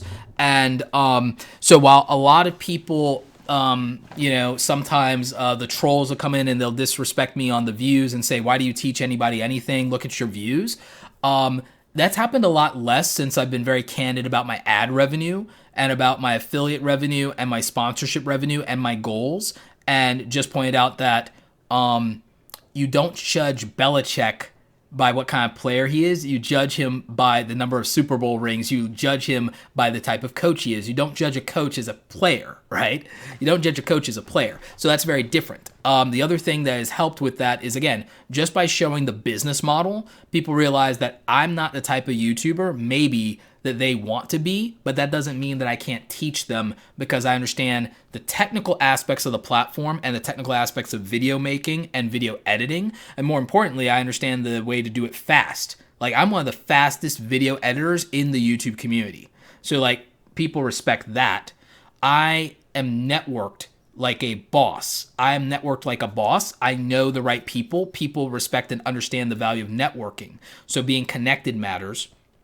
I'm very well educated on a lot of this, and it's hard to argue with the things that I point out, and it's hard to argue with the way that I frame a lot of these things, and they're tested and proven.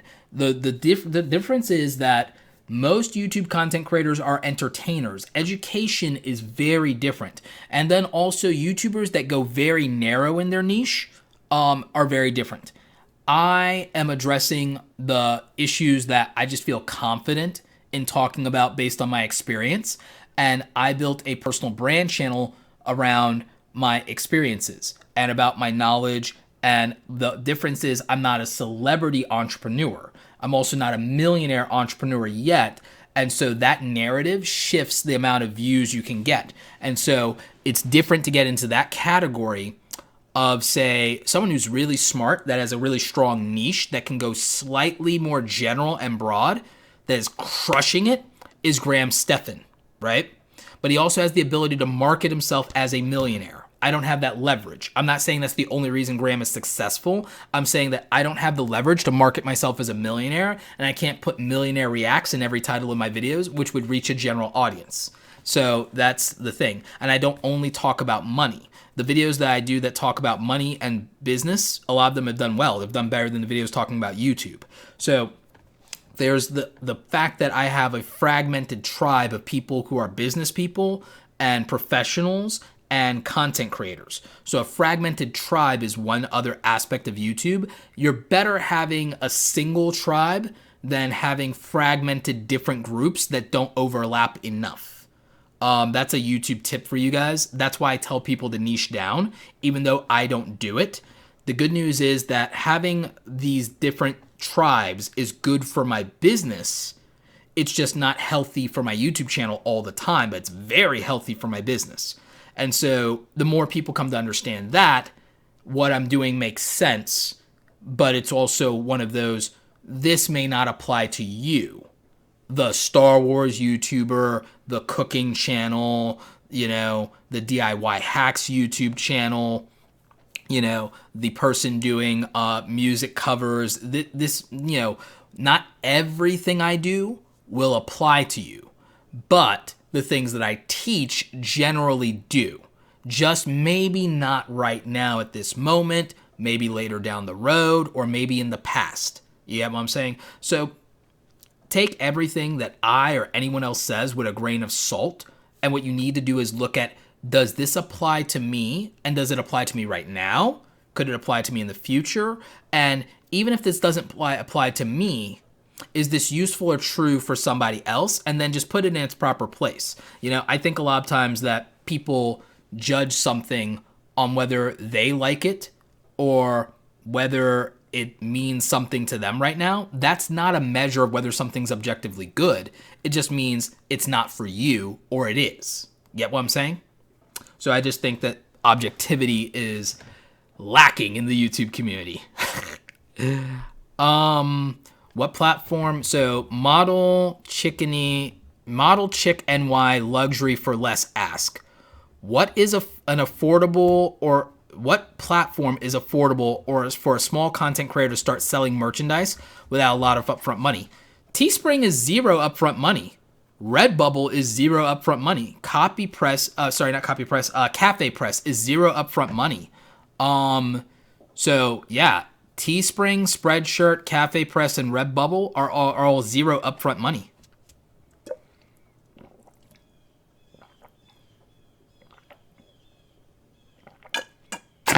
Yes, Teespring takes a percentage.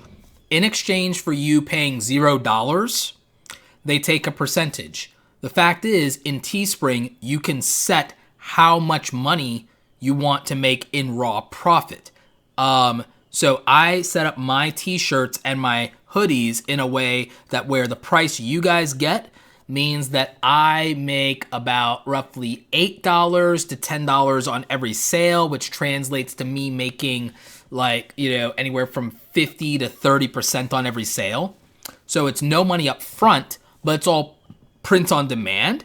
So the shipping, that costs money. The printing and processing and the actual materials cost money. So instead of me wholesale buying, it costs me zero up front and no risk, and you guys can buy merchandise, right? But the trade-off is my margins are not great. But that's okay because it costs zero up front. So it's a purely profitable business for getting started. So if you're a small influencer, if you're a small YouTuber, I would tell you that when you start a channel, if you make some merchandise that anybody could buy without knowing about you or caring about you specifically or being attached to your brand, if you just make something dope, if you just make something cool, then people can buy it. It costs you zero upfront if you design it yourself, and everything is taken care of on the back end, and all you have to do is design and market it. All you have to do is design and market it. So if you guys want to buy one of the creator t-shirts, the creator hoodie, or you want to buy the hustle hoodie for when you can go back to the gym after the coronavirus is over, then you can just hit up the merch store. I just linked it in the live chat, and it's also linked in the description, I believe. So you can go ahead and check that out, see if you want to buy any of the merch. So yeah, it only costs you time and creativity, right? And then with the affiliate marketing, you guys can make money $0 up front to do affiliate marketing, and you take a percentage. Amazon, the percentages are super, super low, but then there's stuff like the Amazon bounty programs on all the free trials, and then there is the high margin items like camera gear. Like me, favorite thing to link to on Amazon is camera gear. Somebody bought a camera body and I made almost $50. Someone bought a camera lens, I made almost $40. Someone buys a laptop, I make $25. Guys, Amazon can be lucrative because it reaches broad average consumers. The percentages are what are low on Amazon. That's why I like doing other things like software as a service. Primary example, email marketing. I told you guys that getting your own email list with ConvertKit is huge, right? And guess what? When people decide to start with ConvertKit, if you guys go and you check out ConvertKit, I'm going to link to it down below here. If you go to robertoblake.com/ConvertKit, you can start building an email list that will let you have access to your community outside of social media. So you start a newsletter, right? So you get people's email address so you can reach your audience. I would do this as early as possible in your YouTube career because you never know what's going to happen. I would get your people that are following you on Twitter and Instagram to sign up for your newsletter too, so you can always reach them. But when you guys do sign up, if you decide to start paying for ConvertKit after the free trial, after your first 100 email subscribers and so on and so forth, you decide to pay for the paid version aside from the free version, what happens is when you guys do that, at no additional cost to you, I would get a 30% commission from ConvertKit. And I get that every month as long as you keep paying for ConvertKit. Now, why am I telling you about this? I'm telling you about this because if more of you did that type of affiliate marketing, you would be able to make $1,000 extra a month in affiliate marketing versus, say, Amazon or waiting for a YouTube check. It's actually better to do software as a service-based affiliate marketing if you have an audience that will work for that. I think that the percentages are better, and I think the recurring revenue is better, and I think that that can really help you. So we had a couple of questions here. Josephine, hey Josephine, ask, how can you design merch without a graphic design background? Because you could easily just use a cool font or a cool design, but the font is not yours. Is that safe? So great question. In the tools, most of these fonts are licensed for you to be able to use, so that's fine, okay? There are also free fonts on things like thefont.com, okay? So that is powerful for you as well. So a lot of these tools, like Teespring, give you everything you need to design a t-shirt without a graphic design background. And I'm going to be doing a tutorial on that here in probably the next 2 or 3 weeks that will really help you. So just think about that. Roberto, not looking for a rant, but I asked Tim and Amy this now, and I get to ask you, being honest now, is YouTube tanking? Are people leaving? Is it even worth it anymore? Yeah, it's completely worth it. If you hear big YouTubers complaining, I hate to say it, but it's literally first world problems, and it's usually people not wanting to adapt to change. I've been on this platform actively as a creator for about 7 years now. It's had ups, it's had downs. It's had ups, it's had downs. Right now, I am in one of my lowest view cycles of all time, and yet I'm in one of my medium to highest earning cycles of all time because of the way that I set up the money behind my channel. That may not be everybody's forte. That may not be how everyone wants to make their money. I get it. But literally, I am making more money with less views at this point. And with less uploads, which I want to do more of, by the way, especially now that everybody's at home to watch. But there are cycles for niches. There are cycles for individual brands. There are life cycles for individual creators. And while somebody is going down, for no other reason, not because someone's going down, someone is going up because things change, okay? It's not that, oh, this person went up, so this person goes down. That's not how it works. That's scarcity. That's not how it works. The reality is that for every YouTuber complaining about how bad things are, there are 20 people that are crushing it and think everything is fantastic right now. Okay? And that's true. That's just how things are. There are cycles too. Look, it's not that because Mr. Beast rose that the Paul brothers fell. That's both individual content responsibility, trends, and people aging out of things, and so on and so forth. Like, that's just how it is. Like, you know, so I don't think that YouTube is dying, and I don't see YouTube is growing. More people are coming to the YouTube platform every day. More people want to be content creators every day. More brands are coming to YouTube. It's not going down. People who are complaining about that are complaining about what they feel is their lack of freedom or the algorithm this or the algorithm that. I was talking to a friend of mine who is a conservative. Let's go there, right? Let's go there. I was talking to a friend of mine who is a conservative about feeling YouTube is suppressing them. I'm like, YouTube isn't suppressing anybody. And then, like, we looked at his data. I looked at his data. I was like, look here. I showed him, like, YouTube is giving you impressions. You can't say YouTube's suppressing you if, like, I'll show you guys in the dashboard. Because, like, this is the truth. Like, you can see what is happening, and you cannot blame YouTube. Like, now granted, you can blame them for platform stability. You can blame them when things go wrong in live streams. You can blame YouTube for platform stability. But, and I kid you not, you cannot, and I'm going to show you guys this. When YouTube is literally, where's my button here? Hang on, because I gotta show you guys this. Here it is. So let's actually look at it. So when YouTube is giving you impressions, the click-through rate is on me, guys. The views are on me. This is a 90-day cycle, by the way. This is a 90-day cycle. So when YouTube, like in a 90-day cycle, YouTube gave me less than 1 million views. Less than 1 million views. There's a lot of YouTubers, they make 1 million views, they get $500. Less than 1 million views, $6,000. In a 90-day cycle, by the way. This is not a 30-day cycle. This is a 90-day cycle, but this is for illustration purposes. So for illustration purposes, YouTube gave my content collectively with the uploads over a 90-day cycle, 12 million impressions, 12 million opportunities during that time. It converted to 3% clicks, which is actually normal. It's 2 to 10%, right? So that's like fine. I got 700,000 views, almost 500,000 unique viewers, and it resulted in $6,000 in ad revenue. So I can't complain about that quarter too much, right? Here's the thing. If YouTube gave me impressions, it gave people the opportunity to see my videos.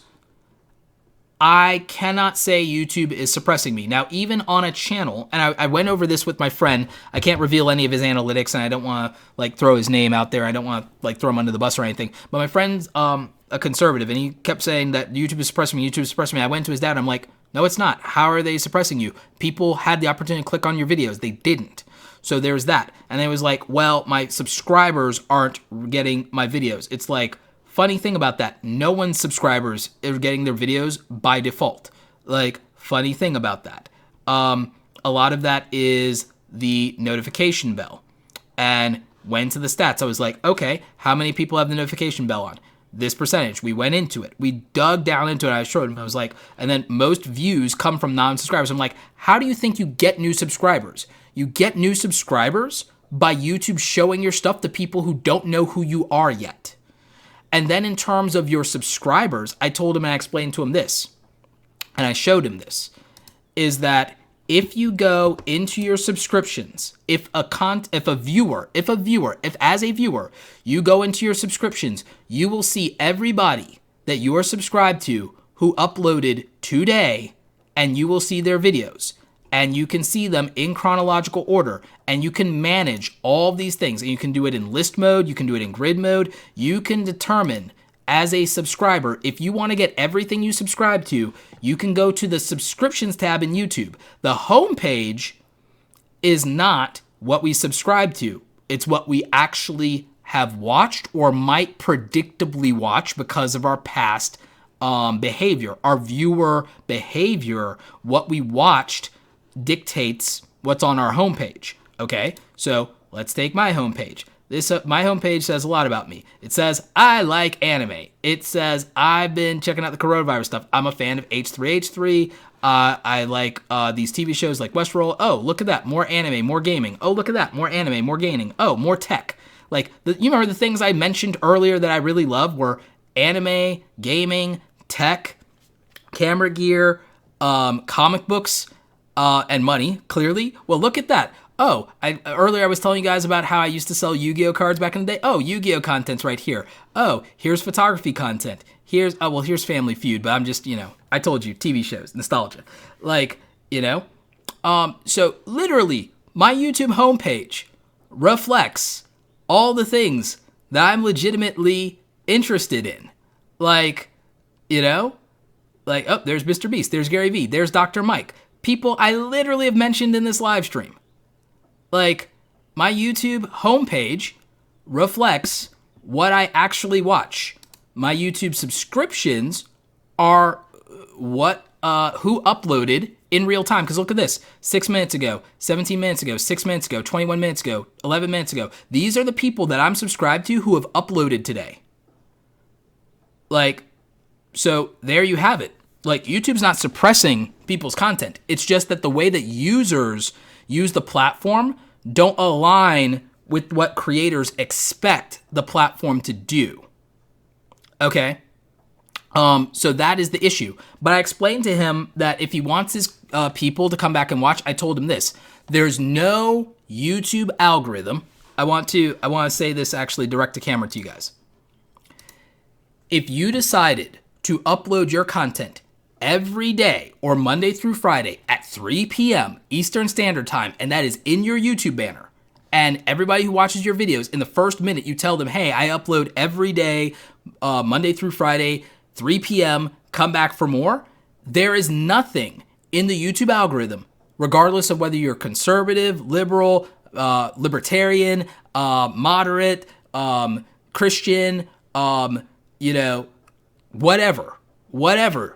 There's nothing in the YouTube algorithm that stops people from coming at 3 p.m. Eastern Standard Time every day to watch your show if you are consistent. There is literally nothing in YouTube that puts a barrier between somebody saying, I'm going to the channel that I like to get my news from at 3 p.m. when the news comes out. There is nothing that stops that from happening. So there's no algorithmic factor that puts a wall between a viewer and a creator if you upload at the exact same time on a regular schedule, period. It's just like TV in that regard. There is no algorithm that stops that. The only thing that the YouTube algorithm does with the homepage is this. It predicts what I am likely to click on and likely to watch based on my previous viewer behavior and based on a lot of aggregate data that is trying to say what will keep me on YouTube the longest. And a creator might be able to optimize for some of that human behavior and predictability very well, like Mr. Beast does, or they might not. I don't even always get that right, guys. I'm also not always targeting the same viewer. So if you cover news, your topics are varied. There's not a cohesive thing to predictably tie you to. So that's going to hurt if you cover multiple topics. I do that all the time, and I suffer the consequences. But if I just uploaded every day at 4 p.m., I would have consistent traffic. I'm telling you. And that's true.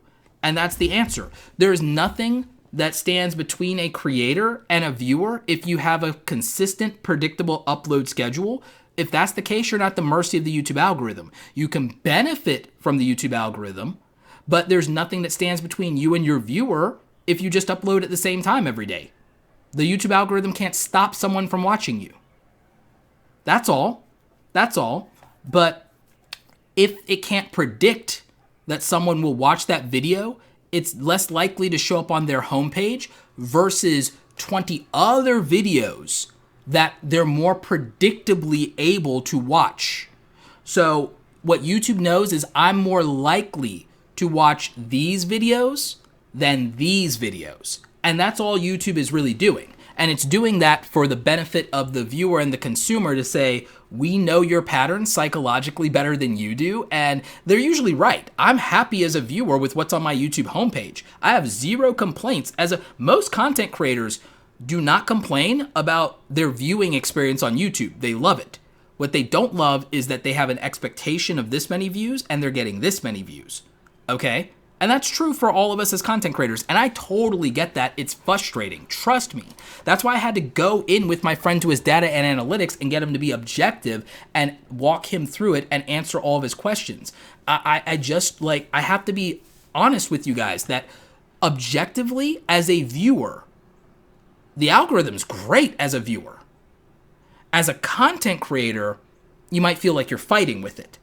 But I think that the more we understand our audience and the more we are consistent for our audience, like it's my fault that I haven't uploaded in 2 weeks, guys. My entire YouTube traffic is down by 30% because I haven't uploaded in 2 weeks because I've had life going on. And that's just the facts. That's on me. I don't blame YouTube for that at all. And then when I upload content that I want to experiment with, I don't blame you as the audience for that, and I don't blame YouTube as the algorithm for that. I'm experimenting, and it either works or it doesn't. That's on me. So, that is what I feel about that. Fiberific has it right. She says, I think the algorithm is designed with the viewer in mind. The algorithm is designed to be viewer first, more than anything. Without the viewer, nothing else happens. Without the viewer, the advertisers, the creators, the platform, it's all irrelevant without the viewers. It's all irrelevant without the viewers. The viewers are what drive the platform. Creators love to say that we made YouTube. We didn't. The platform was built by people. Like that we didn't build anything. Like we provided content for people to watch, but YouTube could have theoretically licensed content because, by the way, what made YouTube popular was all the intellectual property theft that was happening the first 7 years. Not homegrown content creators. First 7 years while homegrown content creators were finding their ropes, that wasn't what made YouTube. It's what made it a community. It's what made the YouTube community. And I think that people who are very attached to YouTube feel that the community is the platform, and that's not true. That's not really true. I love the YouTube community, but I don't mistake what the YouTube community is for what YouTube is as a whole to the average viewer. Like to the average viewer. All right? So like that's real. And I think we have to own some of that. You know what I'm saying? I think we have to own some of that. We have to own that we may not always be in alignment with the audience as much as we like to think we are. And I think that there's some ego involved in thinking that people come for us. You guys came for me on the live stream. Some of you came for the topic. But when we live stream, I know that that's the hardcore audience. I know that that's people like Darth Shady and Josephine and Fiberific and El Jefe and Eric. I know that that's the hardcore community that I have. But I know that on other videos, that one, there's a cap for that, and that what I talk about may not apply to all of you, and some of you may watch for me.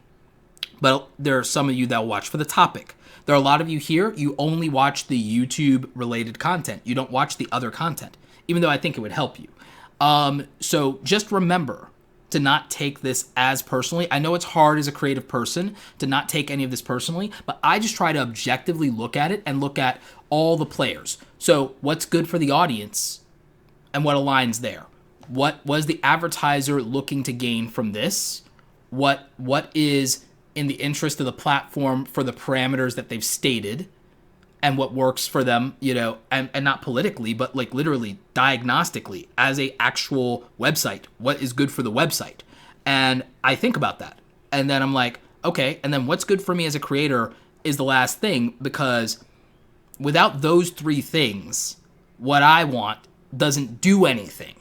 Okay, what I want doesn't do anything without the platform. What I want doesn't do anything to some extent without the advertiser financially. And what I want doesn't do anything if the audience doesn't resonate with it. So you have to consider all of that. But creators, we struggle with that. I understand, but it's the reality. And the thing is, when you decide to do anything that relies on or ask for something for other people, whether it's time, money, attention, energy, whatever, if you're going to ask for anything from anyone else, there's always a compromise to be had, and creatives hate that. Creative people hate that. I know, I've lived my entire life as a creative, but it's fair. It is fair for there to be an exchange, and it's fair for there to be a compromise when you ask someone else for something. So anyway, let's start to get into the home stretch. I think that Pat here asked me something about the coronavirus and the overall recession. I definitely want to hit that, but I do need to acknowledge Seekerism coming through with a $50 super chat. Like, awesome. Really appreciate you. Hey, sorry I'm late. Practice gonna run my laps now. Appreciate everything you do. In case anyone's on the fence, Roberto's Awesome Creator Academy is fire. Thank you so much. So yeah, Seekerism is Matt, and he's actually in my Awesome Creator Academy monthly membership, which helps people build online brands and businesses. We have a lot of YouTube creators in there, but we also have podcasters, and we have some people who have other online businesses, and so we all actually help each other out. But I also do mastermind calls in there and weekly trainings and webinars every week. And we have a lot of exclusive content over there. So if you guys want to check that out, awesomecreatoracademy.com is my monthly membership. Thank you for shouting that out, Matt, and thank you for the $50 super chat. Appreciate you, man. But yeah, I do want to talk about like the coronavirus COVID-19 thing with the economy. So I have been talking with a lot of my friends that invest in the stock market, because you guys know that that's something I do pretty regularly. And I've been thinking about this a lot. And the thing is, guys, you have to remember, I lived through, and by the way, I've got something, hang around on the live stream, because I want to share something with you guys in a minute. So hang around, this will be fun.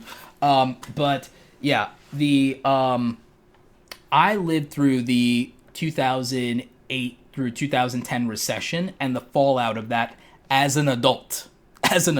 You have to remember, I'm 35. So I've lived through a recession before. I've been through an economic downturn, and I've seen some of these things before. Okay? And the new wrinkle here is automation. Okay? I'm sitting here and I'm watching self-checkout happen. I'm sitting here and I'm watching the Kroger not have hardly anybody on the cash register, and people still getting in and out very efficiently, even with all of this chaos. They did not staff up, my friends. They didn't staff up at all. I went to Kroger, I went to Sam's Club, I went to BJ's, and I didn't see any more employees than I normally do, even with all the foot traffic, and it wasn't even a problem. Like, the automation was that good. The rise of more Amazon and delivery services and Uber and Postmates and HelloFresh and all these things. I'm seeing more types of vending machines. I'm seeing like Best Buy vending machines, guys. Like, literally, you can swipe your credit card and get electronics from the vending machine now. You can get headphones and AirPods and chargers, and like, I'm literally seeing the rise of the machines happen all around me. And then the coronavirus happens, and we see all these companies letting people work from home, letting people work remotely, not having people come into the office.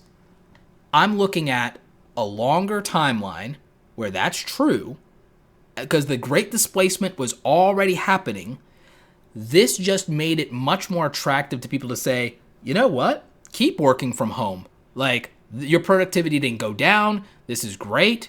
Maybe we can get smaller office space and pay less overhead. Do you realize how much the remote work revolution is going to literally benefit from all this chaos, as bad as it is and as sad as everything is with the coronavirus? Do you realize that what this will do is it will legitimize remote work and working from home? And you know what the upside is for that for people with disabilities and chronic pain, or people who have children? Think about it. My best friend, she works from home, and the amount of money that they save in childcare, $1,200 a month, $1,200 a month, $14,400 a year in childcare savings. Do you realize what that means to a family? Like, to have those savings if you can work from home and be with your kid and not have to pay $1,200 a month in childcare. So like, when I look at that, when I see that, I'm like, this is going to be a massive economic shift. Now, there are some things that are going to benefit from that, and there are some things that are going to go down from that. Like, so there's a lot going on, just even around the conversation around automation that comes out of the coronavirus. Automation was already a big conversation, and it should be a bigger one than it currently is. But like, the coronavirus and this COVID-19 thing are showing us that, hey, remote work just got a green light. It got legitimized. And the benefits and values to that for businesses are not the only ones who benefit. It's a benefit to families. And the other issue here is that the gig economy was already real. So freelance work was already real. There are going to be people who aren't able to get paid leave that are affected by this, that are going to start hustling on the side and freelancing. And you know what they're going to do? They're going to get into online freelancing and things like Upwork and Fiverr and voice acting and voiceover reading and transcription work and all these other things, right? They're going to get into these gig economy remote work jobs, these stay-at-home businesses. They're going to look up drop shipping. They're going to look into Amazon affiliate marketing. Like, I'm going to make more content about this stuff too for this reason. There's going to be an awakening of people who say, crap, that stable 9-to-5 job wasn't so stable and it got ripped out right from under me, and I still need money, and I can't go out and do anything because of this epidemic. So what am I going to do? Let me look into this remote work stuff. Let me look into this online business stuff. Let me look into content creation. Let me look into online surveys. Let me look into user testing. Let me look into how to make money online. There's going to be a rush and a wave of people that will look at this situation and say they cannot trust that this won't happen again. They cannot trust that their employers won't, change things, and they will decide to become much more independent and decide that they have to make money on their own. Even if they go back to a 9-to-5 job, they will never trust a single income source again. Fiberica says, my husband's work does not allow work from home if you are the primary care, if you are the primary caregiver pre-virus. Interesting. Okay. Darth Shady says, working from home also has implications on public transportation prices and gas. Yup. Yeah, absolutely.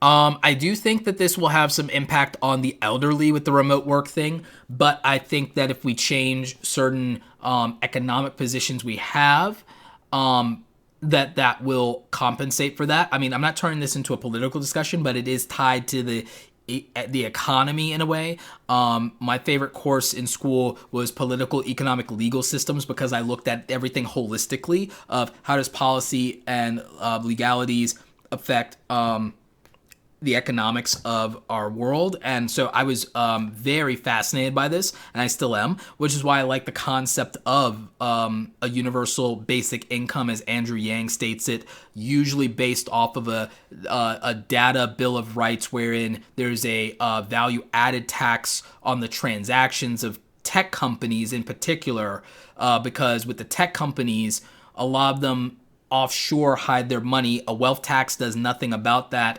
but the thing they can't hide from the shareholders and the stockholders is the transactions that take place. So with a value-added tax on the transactions can't be obfuscated and hidden, so they can't cheat taxes on that. And so if you tax them with a value-added tax on every transaction, they can't hide that from shareholders. There's no incentive to do that. So we'll get that tax revenue, and then that would pay for a universal basic income for everybody in the United States over 18 that has a Social Security card and is a U.S. citizen. So that wouldn't be paying for 330 million people. It'd be paying for it'd be paying for the adults. And that would include people who have a Social Security card, even our veterans. So our veterans would be getting it. Homeless people would be getting it. Caregivers would be getting it. So basically everybody. You just have to opt out of other programs, but you can decide. So it's opt-in only. Why do I bring that up? I bring that up because someone brought up caregivers and the elderly and situations like that. It would also help disabled people because you don't then have to choose, because you could have a disability or chronic pain. I have several family members who have this issue, but if you take the disability check, there are stipulations where you can't maybe even start a business. Even if you could still add value, you're disincentivized. But $1,000 a month with no strings means you get the basic needs taken care of, and you can still contribute to the economy, and you can still start a bit. So like, I like that better. And again, I like it better just because I think it's more entrepreneurial. One could argue it's libertarian because it's putting direct money in people's hands. And again, I didn't want to make this about politics. I only bring it up because it's a business owner thing to me that I would rather all of my customers have $1,000 than not have $1,000. And with the coronavirus, this has a lot of popular support as an emergency measure. And the reason I like this is I think that the automation stuff is being grossly underplayed, not only with the coronavirus, but in general. I've been screaming for 5 years. About the need to invest in trades, the need for those trade skills like HVAC repair, electricians, and plumbers, because I don't think those things are displaced by automation. And I've been screaming about monetizing creativity and ideas and entrepreneurship, and that we need to educate people around entrepreneurship. I've been screaming about this for 5 years because I've seen it happening for a long time. And then I studied it for years before that, and I became articulate about it and knowledgeable about it 5 years ago and started advocating for this. And it's a lot of what drives the way I do my content is I believe creativity is the thing that a robot can't replace, at least for now. So I think creative services, and especially when we talk about intellectual property, Jeff Bezos is the richest man in the world today because he understood the value of direct-to-consumer commerce, intellectual property, aka creativity, and technology at scale. Okay? So those three things. Direct-to-consumer business. Remember what I talked about? Not having a middleman between you and the consumer. He understood that. Amazon is the appliance by which we can get anything we want. Amazon is a facilitator. It's logistics. It's a facilitator. So he understands the direct-to-consumer business model. He understands technology platforms being scalable in an interconnected world because he's early internet.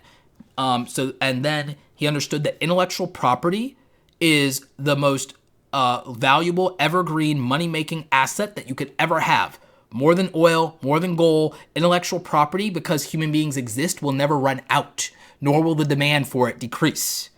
And that's because there are more books as SKUs than anything. He went and became a bookseller because there's more intellectual property. There are more books. There's more IP in book SKUs than anything else. And then after that, you have music and movies and so on and so forth, and then patents. And so he played the numbers, and in 20 years became the richest man in the world by far, and second place isn't even close. That is the brilliance of Jeff Bezos, but is based in the idea of the modern creator economy, okay? And in the modern creator economy, every single one of us, if we are good enough, can write an Amazon best-selling book.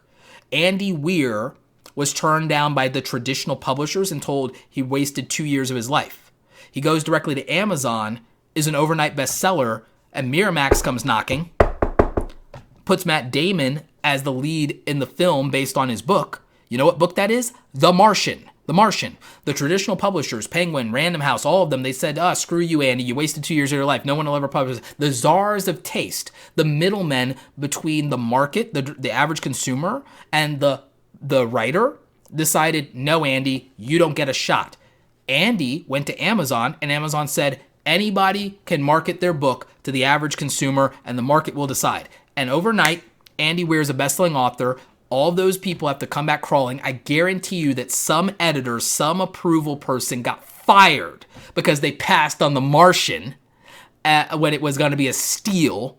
I guarantee you people got fired. I guarantee you people lost their heads over it. Guaranteed. And then the rest is history. And so now he's a bestseller and his story is well known. And Matt Damon was the leading man in The Martian. So Amazon is the perfect example of everything I'm talking about. The direct-to-consumer model, okay, that existed for literally tens of thousands of years before the corporations did. So the direct-to-consumer model is important. Intellectual property. The longest-running, most valuable IP in the entire world is the Bible. So that's just real. That's just real. Someone brought up a point. I don't really want to debate this point, but someone said Jeff Bezos doesn't pay his employees as he should. No, he pays his employees what they negotiated. What you should pay people, there's no argument for what you should pay people. Everyone is paid what they had the ability to negotiate because that's leverage.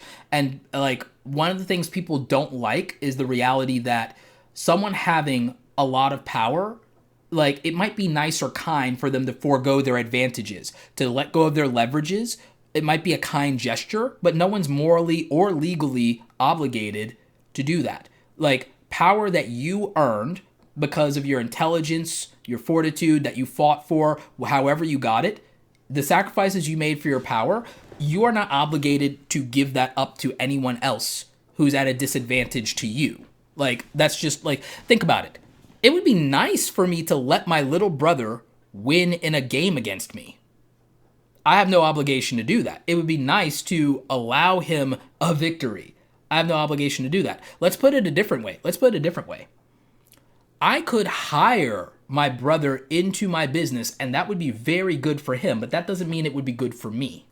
I could choose to pay my brother a really great wage in my business just because he's my brother and just because he needs it. That's not a good deal for me. It's also not a good deal for my customer. Okay? So the needs of somebody, the fact that somebody might not economically be able to meet their needs. And I've been in that situation, by the way. My needs had nothing to do with what my employer should pay me. Nothing. Because I'm being paid for what I could negotiate and the value that I deliver for the company proportionately to what the company delivers to the consumer. All right? To what the company delivers to the consumer. If I wanted to make the full market value of my ability and my skills, I could go direct to the consumer and to the marketplace. And that's what I did when I became an entrepreneur, because I understood that I made a choice based on my circumstances to trade my time for an amount of money that I negotiated. And I said yes to. And that was on me. And when I wanted to do something else, I left and I decided to negotiate with the market directly. And I did better as a result of that. And that's because I was no longer using the appliance of someone else's corporation. So the difference was, instead of my employer having the relationship with the customer, I had the relationship with the customer. Instead of my employer giving me resources and a computer and a this and that, I supplied that myself. And instead of my employer being responsible for everything, taxes, payroll, legal liability, I took on that responsibility. And that is what entitled me to the revenue. And until I did that, until I was willing to do the 3 R's of entrepreneurship, I wasn't entitled to the 4th R of entrepreneurship: relationships, resource, responsibility, revenue. They don't even teach that in business school, by the way, but that's literally how entrepreneurship works. So an employee has to negotiate what they can negotiate, and what they agree upon, and that's it. The thing is, if you go and you have another kid, that's not that's not a reason for an employer to give you a raise. The value that you contribute to the company didn't increase just because you had a child. So how is that a good idea to just give you a raise? It would be kind, but that's not what is fair or appropriate. We think of fairness, we supplant the word fairness with the word kindness, whereas what we should be using is the word appropriate. And the thing is, what is appropriate is this. We all should understand, and probably can understand, that the value of labor has been depreciating for a number of years because of technology and because of automation. The value of intellectual property, the value of ideas, the value of systems, the value of creativity has proportionately been increasing. The fact that over a period of time the cost of living increases, someone also needs to increase their ability to contribute market value.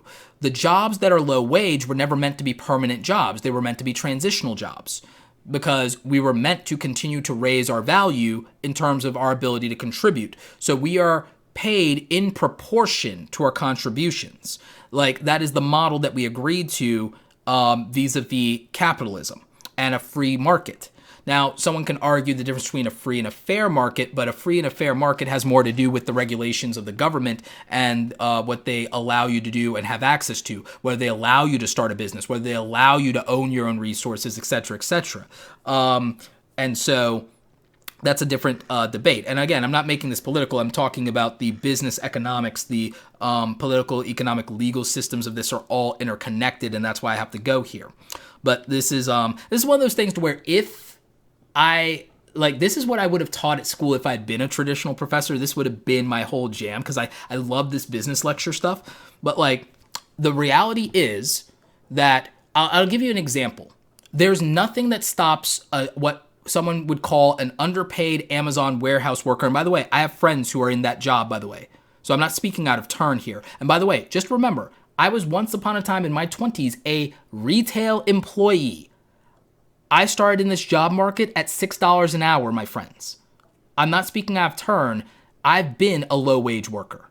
I understand what is going on here. But I also made a decision as a conscious, rational actor to work for $6 an hour and not even sometimes full-time and make $36 in a day that was also going to be taxed rather than just mow a lawn that day for 2 hours instead of those 6 plus the hour round trip, the 7 hours. So I decided that 7 hours working at the mall in air conditioning for $36 that will then be taxed a day was a better idea than working for 2 to 4 hours and getting $50 a lawn and making $50 to $100 a day. You see what I'm saying? I made that choice as a rational actor and the math didn't add up. That was me. The same thing can be true if you are an Amazon warehouse employee. There's nothing that stops you from instead being an Amazon reseller, an Amazon FBA, Amazon business, and being a reseller, a drop shipper like my friend Reezy resells. You could do that. And also there's Leela resells. There's all these people. There's all these Amazon resellers that make money hand over fist. And it's all off of information they Googled for free. What stops an Amazon warehouse employee from deciding to be an Amazon drop shipper? What stops an Amazon warehouse employee from deciding to be an Amazon affiliate? My friends are making like $100,000 a year on affiliate ads and affiliate marketing in Amazon. What stops someone from doing that? Well, the determination to do it, the knowledge that the opportunity exists, and the will and skill to achieve it. But there's no barrier to entry. There's no barrier to entry. It costs $0 essentially to get started. I started with $0, and most people do. And the knowledge is free on the internet. You don't have to buy a course. You can. So that's there. There's nothing that stops people from doing that. There's nothing that stops somebody from deciding instead of working, in that warehouse doing that drop shipping to literally make reviews on the internet, do a niche blog for headphones, and literally make $300 a day marketing headphones and amps and aux cables and podcast equipment to people who want to buy it. There's literally nothing. So, I mean, I understand what people are saying, and I understand that people want to debate this, and I understand that people feel bad for the people in situations, but I've actually helped people literally transition for free with content on the internet from exactly that kind of job, There are so many people in this community alone that have went from that kind of low wage, backbreaking labor to making $50,000, $60,000 a year from home and being much more comfortable and much happier and being in control. And they did it with free knowledge on the internet that they attained over a number of years. Meanwhile, I have friends, good friends of mine, who have not decided over the last 5 years that they can contribute more value to the market than being a cart wrangler at Walmart. I'm not joking. I have friends who in the last 5 years, instead of doing what other friends of ours did and literally building 6- and 7-figure businesses, decide with the same level of intelligence, by the way, grew up in the same community, all those things, some of them smarter than us, they decide not to do that. Am I saying that everyone has equal opportunity? No, I'm saying that we are living literally in the greatest era of opportunity to build a direct-to-consumer business and or brand. There's also very little that stops somebody, if you don't want to be an entrepreneur, there's very little in that situation that stops somebody from being able to go into one of the trades we talked about in terms of HVAC repair. Depends on your community. I'm not saying that's great, but immediately, if the ability to go into the trades, to go into HVAC, electrician, plumbing, let's say that was available for free tomorrow, then anyone can transition out of that job. So like I said, like the money that Amazon makes, like the majority of the money does not come from the effort of the fulfillment centers. And the thing is, in the next 8 to 12 years, and I know that people will disagree with me on this. Here's the thing. In the next 8 to 12 years, maybe less, because it's already happening, we won't be talking about those unfortunate warehouse workers that are being underpaid because their job won't exist, because the robots will have replaced that job. So what are we going to, like, so all these theoretical, like, you know what? We could go ahead and we could literally triple the pay of these people if it makes people feel better, and then we'll triple the speed at which those jobs are eliminated, and then those people will be in the job market, and what do they do then? Like, let's talk about this for a quick second, because the coronavirus is making this more of a reality, by the way. So it fits directly into our topic. What if, to make everybody feel better, all these billionaires said, sure, you know what? For the next 5 years, we're going to pay everybody a $15 or $20 an hour minimum wage. But in the next 5 years, we're also going to eliminate every single one of those jobs without fail. We are literally going to only write those checks for the next 3 to 5 years, and then we are going to systematically eliminate every single one of those jobs. What then? What then? Because those people just got displaced from the job market. The value that they produced and add to the market has already been covered for the consumer. So all of our things as consumers still going to get done. But every one of those people that isn't in a trade like HVAC and plumbing and electrician that can't be replaced by a robot, what if the billionaires literally just eliminate those jobs forever in 5 years and decide, sure, we'll pay more for 5 years and then never again? What do we do then? Because the problem is not what we are paying people. The problem is what people have the capacity to earn. The problem is not what people are being paid. It is what people have the capacity to earn and what people have the leverage to negotiate for because of the value that they can provide. Because, again, there's no reason for us to believe that labor will be valued by the end of our lifetime. Yes, I agree with Satori Graphics that people need a purpose in life to feel fulfilled, 100%. But most people's jobs are not fulfilling, and most people's jobs are not their purpose. Most people do not work a job of purpose and meaning. I mean, why do you think so many people decide to become content creators on YouTube? It's because they were working a job that was disappointing and not valuable to them in from a sense of purpose, and not one where they felt respected or where they felt like they were doing something that they care about. Like, people have come to this age of content creation and entrepreneurship and all these things because they didn't feel a purpose in their job. They were going through the motions. They weren't serving a purpose. They were serving a function, which is radically different. Serving a purpose is different than serving a function. Most people through their jobs are fulfilling a function.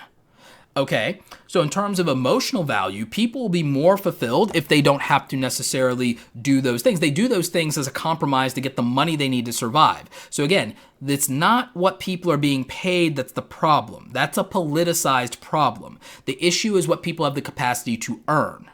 What people have the capacity to earn that is the issue. And does our current education system help people maximize their earning potential? And my answer to that is no. Does the paid college system maximize people's earning potential? Well, if you don't go into a trade school or you don't become a doctor or a lawyer, probably not. And is it a fair trade for the amount of debt that people go into? Certainly not at this point. So again, the value to price ratio is off. I'm not against college as much as I'm against the value to price ratio, the debt, and the execution on that. So again, my issue is more that it is an issue of not what people are being paid. I think that the market value of labor has steadily been decreasing, and we know that. The problem is that people don't feel they have anything else to offer, and they don't feel skilled enough to offer anything else and negotiate for anything else, and these jobs are readily available. The issue that I have is these jobs will not be readily available indefinitely. They will not be readily available indefinitely. So just increasing the pay for that is not, in my estimation, a very good answer, considering that the jobs just won't exist. So if the jobs won't exist, what's the answer? Well, again, the answer is that you need a long-term viable, high-income skill.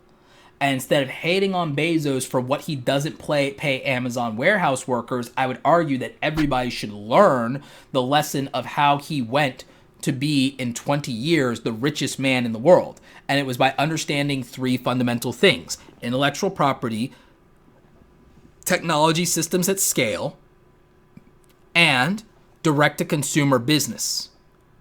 Okay, so understanding that historically, the way we made money was we didn't have jobs, we had trades, we had skills, so we had market value, and we didn't have the middleman. We just had, here's us, and here's the market, here's our community, here's me, the blacksmith, and here's my community, here's me, the goat herder, and here's my community, here's me, the farm, and here's my community. You see what I'm saying?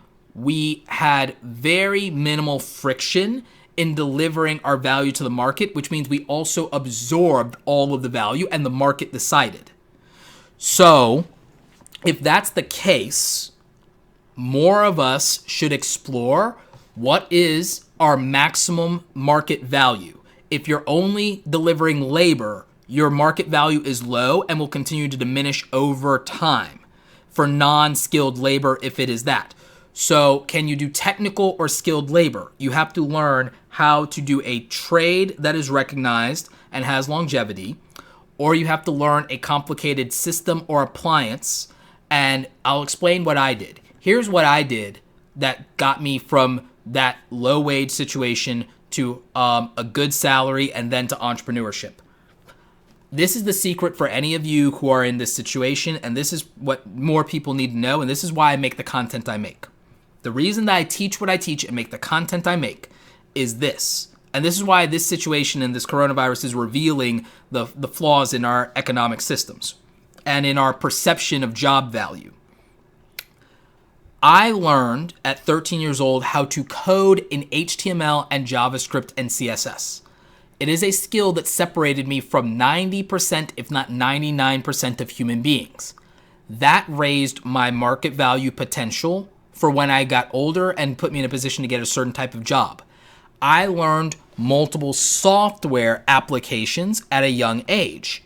Now again, I got access to those things. Today we have more access to those things. Those things are cheaper, if not open source. It is better than it was 20 years ago when I was doing this. If I could raise my market value at a young age while still in high school, with a lot of problems at home and a different situation and the primitive internet, if I could learn the skills of e-commerce on eBay, graphic design, Photoshop, PaintShop Pro, video editing, Adobe Premiere, photography, and coding HTML from free resources on the internet, and also from a handful of smart people in my local community 20 plus years ago, in the age of AOL 6.0 dial-up, then it's possible to learn those things today, right?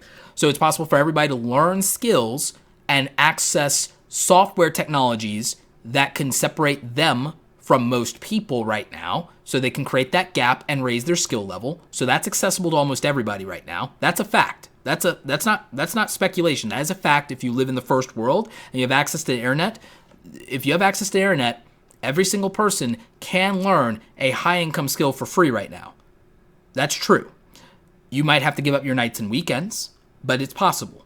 Then you can execute and implement it because you have direct-to-consumer marketplaces. There's nothing that stops anyone from being direct-to-consumer to sell something on eBay or Amazon through dropshipping or even Shopify. And there's zero cost barrier to entry or low cost barrier to entry right now to do that. There's nothing that stops someone from making, literally, there's nothing stopping any of you from making an extra $30 a day selling t-shirts and hoodies and posters on Teespring, Cafe Press, and Zazzle. In fact, you could literally be in all the marketplaces at once with minimal effort through a weekend and sell something.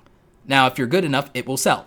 Now, the different thing is, you will make, if you do it right, you'll make $5 to $10 commissions on every sale. You would only need to make 5, 6, 7 sales a day to start to make $30 to $50 extra a day. Doesn't sound like a lot. You may not be able to live off of that, but here's the kicker. If you already have a 9-to-5 job and you did this on your nights and weekends, you just added over $1,000 to your income a month, which is $10,000 to $12,000 to your income a year. That could be life-changing money because for some of you, that's a house down payment. Some of you, in 2 years, it's a house down payment. For some of you, it's the elimination of your entire debt. It's the elimination of your entire debt. So if you can find any means by which to earn $35 a day, $35 a day is $12,775 a year. That's it. $12,775 a year. Tell me something in the chat right now. Tell me what you could do with $12,775 right now. Tell me what you could do with that money right now that would be life-changing for you.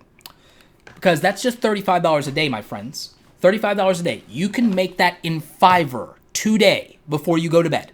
You can make that in Fiverr today before you go to bed. Because you can do a $50 gig in Fiverr. They take a fraction of that. So you'll get $40. That's $35 for today. Quota achieved. Literally $35 a day could be life-changing money because it's, again, if you do it every day, it's $12,775 in a year. So tell me what $12,775 would do for you. Now, you can make that not just with doing Fiverr. You could make that on Amazon as an affiliate through just recommending Audible and audiobooks. Okay? Because Audible does $5 bounty commissions for free trials of Audible. Okay?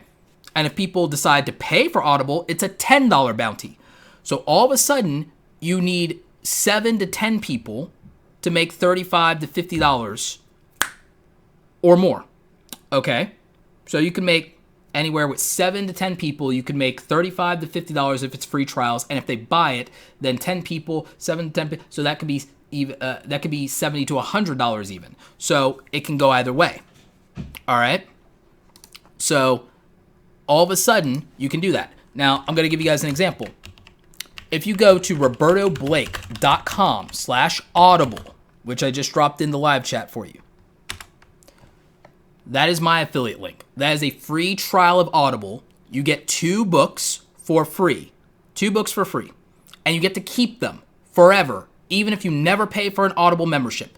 You get to keep them forever. And that is my free gift to you. I recommend 2 books. I Will Teach You to Be Rich is book number 1 that I'm going to recommend. And the other book I'm going to recommend is The Happiness Advantage. Those 2 books will change your life. Guaranteed. So pick those up for free with my link, robertoblake.com/audible. I literally just showed you how to make, by doing that, which costs $0 to you as the consumer and to me as the content creator. That's $0. And I know there are some of you who are going to sign up for Audible for free and grab those 2 free audiobooks that I just recommended. And guess what? I'm going to get a commission from that. And if you decide to buy Audible, my commission's going to be better. So all of a sudden, I just showed you exactly what I'm talking about. So again, $35 a day is $12,775 a year. What would that change in your life? What would that change in your life? And that knowledge is completely free. And to do that with a free link from Audible, you would only need to sign up 7 people a day minimum to make that $35 quota. And so you can do that with your phone, even if you don't have social media, you don't have an audience. Are there 7 people in your phone book right now that would like 2 free audiobooks? Yes or no? So that's how you do it, right? Free stocks. Webull and Robinhood, upon sign up, give you or whoever you sign up for the link free stocks. Those stocks usually are valued between about $4 and $12. What I did was I reached out to people both online and in my phone book, and boom, like I made money off of those free stocks. Why? Because when the trading was done in about 3 to 5 business days, I sold those stocks, cashed out.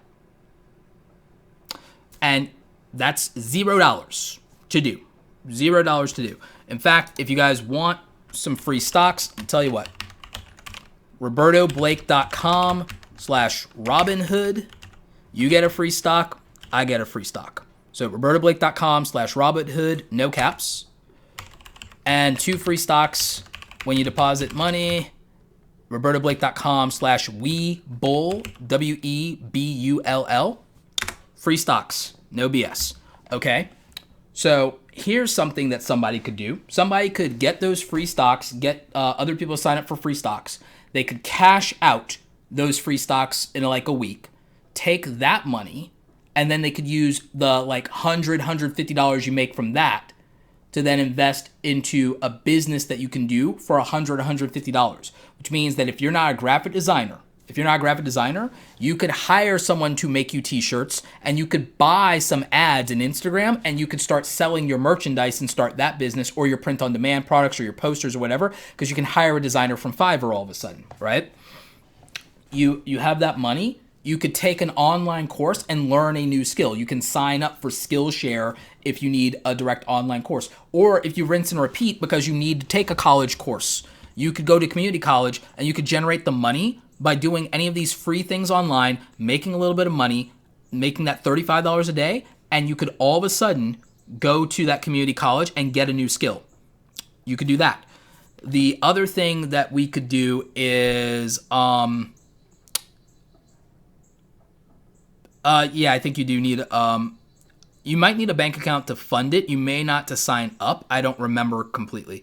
But to make that $35 a day, here's another one for you.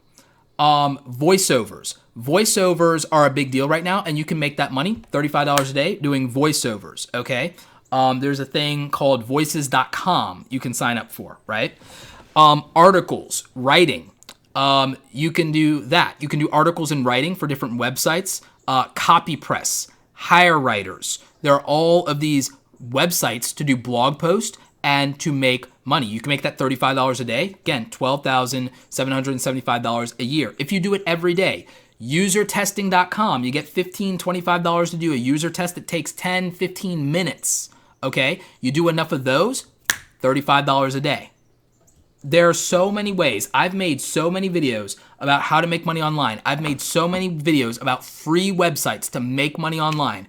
I've done so many websites about affiliate marketing that you can make that $35 a day. It's not about making money that lets you quit your day job today. It's about using the extra money to make a fundamental change in your life, not to buy those new Yeezys, not to buy the Xbox, not to buy some other thing, not to go on vacation. It's about making enough money to attack one of the top 5 problems in your life once and for all, like clearing out your debt or fixing and repairing your car or being able to put that money into going back to school, or being able to use that money to finally have emergency savings for your anxiety, or being able to finally take out a life insurance policy so that if anything happens to you, your children or your spouse benefits and gets taken care of.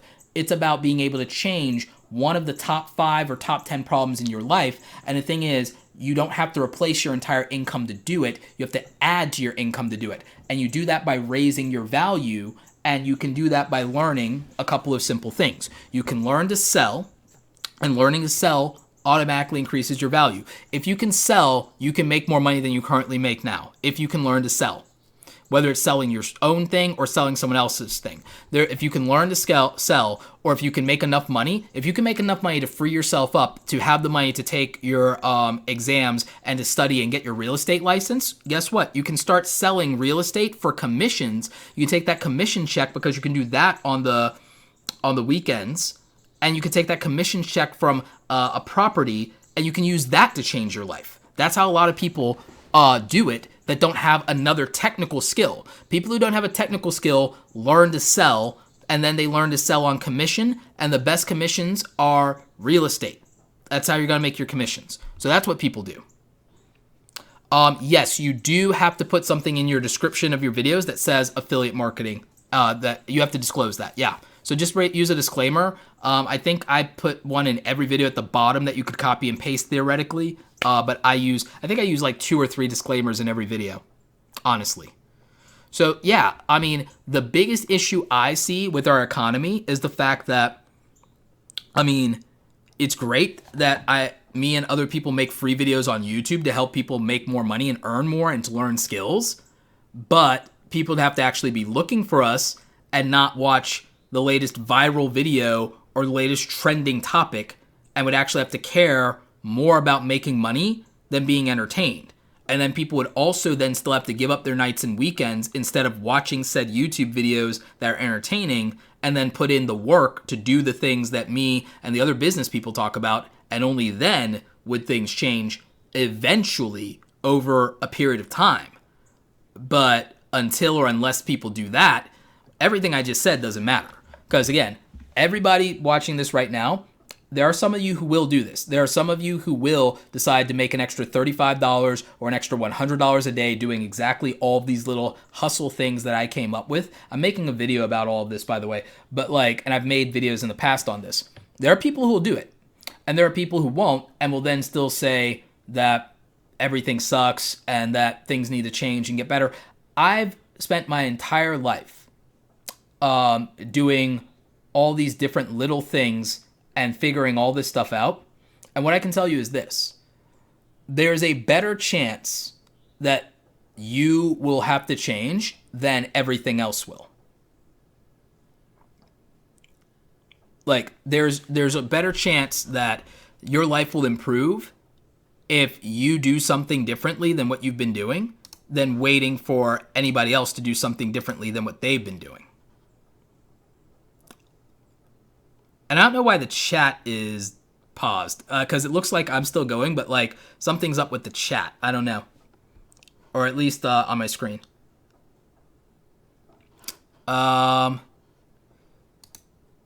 Okay, there we go. Yeah, so maybe everyone was just listening to me. I don't know. But yeah, Eula McPherson, yes, absolutely. And again, I'm not saying everyone's lazy. I'm not saying that's the issue. I'm saying that the difference in the gap between what people earn is also the level of what they're able to contribute and therefore negotiate. Because that was also true for me, by the way. Until I had the high income skills to offer, and I was just offering unskilled labor, of course I was making low wages. When I could offer skilled labor, I was making triple those wages. That's just how it is. And then when I became a business person and I eliminated the middleman of the job from the appliance of me delivering to the market, I made triple those and then 10 times those. And that's how it is. And that's how it is. $35 a day could be life-changing money if done every day for a year, because it's $12,775. $12,775 a year is the life-changing money. The $35 a day is just the actual practical breakdown that most people are capable of understanding to get to $12,775 a day. Because I guarantee you that most people in this chat will not say that $10,000 or $12,000 would not fix one of the major top 5 problems in their life.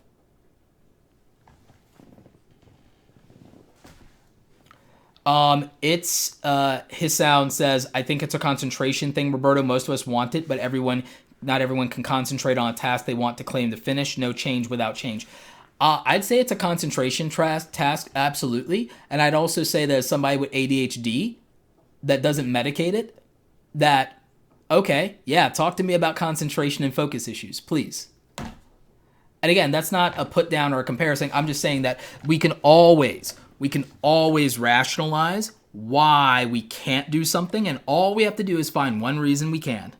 That's it. Yeah. And again, 12,000 isn't life-changing for everybody. Look, 12,000 wouldn't be life-changing for me. I think with the stock market crash from the coronavirus, I probably lost 12,000 in gains. I didn't lose it in principal, I lost it in gains. So yeah, I lost that market value in gain. So 12,000 not life-changing for me, but it is for most people. And I recognize that $12,000 is life-changing for 80% of Americans, because 80% of Americans do not have $10,000 in the bank for emergency savings right now. 60% of Americans can't cover a $500 emergency. So guess what? $35 a day. $35 a day means in a month, if you make $35 every single day for a month, you could put all of that into emergency savings, and you could beat 60% of Americans by literally having $1,000 in a month for an emergency. For a lot of you, that $1,000 a month is the deductible on your car and your spouse's car. Okay, that's your deductibles if you should have a car accident. For $1,000 in a light scenario, you get into a bar fight, it's bail money. So 30 days, $35. That's a really good challenge for you guys, because that'll put $1,000 in your pocket. Okay, do it every month for a year. It's 12 grand. For a lot of you, for the average American, that wipes out their credit card debt. For a lot of people, would put a dent in their student loans. 2 years of doing that is a down payment on a very nice house. So again, that's what I think. That's what I believe.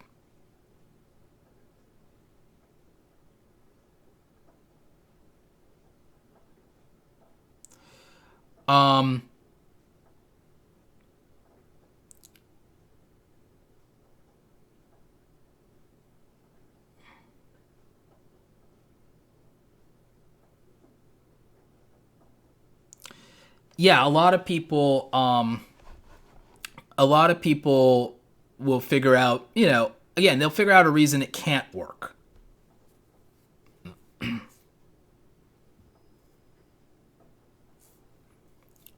But again, I think it's about that long haul, and it's about commitments. You know what? When motivation, most people have this issue with motivation and discipline, because the issue is this: when motivation and feelings fail you and they get in the way, discipline and honoring your commitments won't. Most people don't feel like going to work. This is why most people have 9-to-5 jobs instead of doing what I'm talking about. And that's fine, by the way.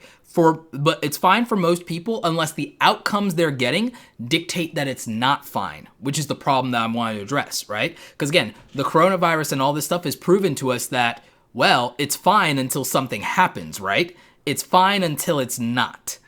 Okay, and since it's fine until it's not, then the issue here is, what do we do about when it's not, right? And so here's what I came up with. The reason that most people are just like, besides social pressures and social norms, is, oh, I'll just get a 9-to-5 job, is this.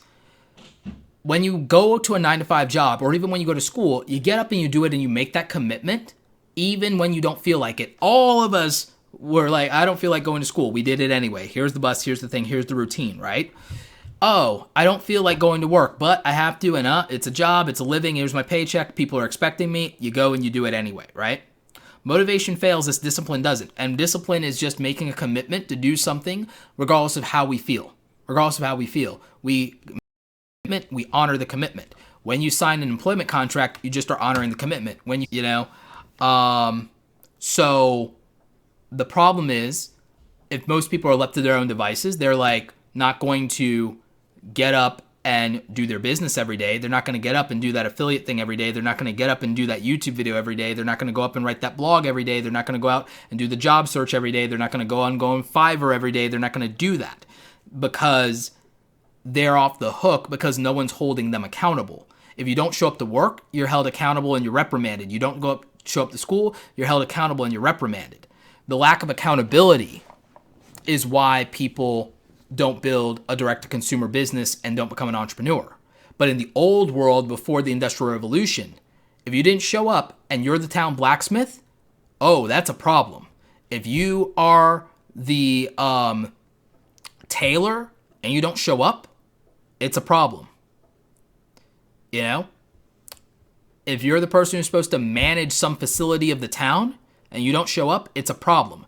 You had social accountability in a direct-to-consumer small communities. In small communities and townships before the Industrial Revolution, you had the accountability of your entire town if you can't let down your entire town. You can't let down your community. If you were the fishermen, if you were the hunters, you could not decide, I'm not feeling it today. There was no option. There was no opting out. So again, part of our modern society is that if it weren't for the appliance of work and the commitment and that social pressure, most people would, due to being demotivated and not feeling fulfilled, just not show up and do what they're required if they were going to get paid anyway. And so that's just the truth. But if you become an entrepreneur, you know you can't do that. And that's the real reason people don't become entrepreneurs, is because then where's your accountability? You're left to your own devices and you have to be disciplined enough to keep showing up for people. So that's one of those things that separates people's mindset. So It's His Sound says, Roberto, would you say that the routines you speak of are instilled to us by others and that hence why we just do when we have to do it for yourself, it takes a different drive? To some extent, it is social norms conditioning to some extent. But there's also a such thing as self-determination, and people can choose to break habit and pattern. You can grow up with bad parents and choose not to emulate them. You can grow up with a predisposition to criminality in your environment and choose not to be a criminal. You can be predisposed toward bigotry and have a community of that and choose not to be a bigot. People get to choose who they are. People get to have a such thing as self-determination. It's a matter of how strong people's will is to not succumb. Peer pressure. I grew up with constant peer pressure, and yet I never smoked and I never did drugs voluntarily due to peer pressure at all because I was able to resist that. That's called weird willpower. I was a nerd and I didn't change and conform to be popular because my self-identity was more important than people's acceptance. Now, that's not true for everybody. Some people value acceptance and they value that relationship with people and they value that sense of community and they're willing to compromise their values and their sense of self for it. And a lot of people, mostly, again, they conform into social norms. They don't go to school for what they want. They go to school for what will make their parents proud. They go to school for what will be respected. So they go into debt and start their adult life in debt by bargaining away their choices in exchange for a fleeting amount of acceptance for people that may not even be consistent in their life, and then they regret it. And they have to live with those choices. They also take a job that will let them pay down that debt. And so the cycle continues and so on and so forth. So there is a such thing as self-awareness, self-acceptance, and self-determination. And the extent to which a person has that will determine a lot about their future. Those things will probably determine your destiny more than your DNA does. Now, some of that can be influenced by your environment, your mentors, your parents, your peers, but in a society where most people's parents work 9-to-5 jobs, the reality is that Monday through Friday, at least, most people don't have more than 3 hours of interaction with their parents. So what are their other influences? The reality is that today, most people are influenced by the content that they consume. So making a conscious choice to consume certain types of content means that you're making a choice about the 5 people you spend the most time with. So think about that. And then think about the habits that you have that you can change. So people can recondition their habits of any time they want. Most just aren't willing to do that and aren't willing to sacrifice. And so success is largely in proportion to sacrifices. Aside from the handful of people that started out with very good circumstances, the handful of people that got a really decent hand in life, it's a very small amount of people, especially of successful people. Only 15% of millionaires inherited their wealth. The other 85% grew it and built it. So, only 15% of millionaires inherited anything. So the other 85% hustled. And that's the thing. But why are they the 1 to 2% of people, or the top 10% of people? Largely, it's a matter of the pain threshold and pain tolerance, the desire, the ability to put off desire and have delayed gratification, the threshold of suffering that they are able to endure, patience, the capacity to adapt, the willingness to be an outsider. Those are predetermining qualifications for being successful for the majority of people.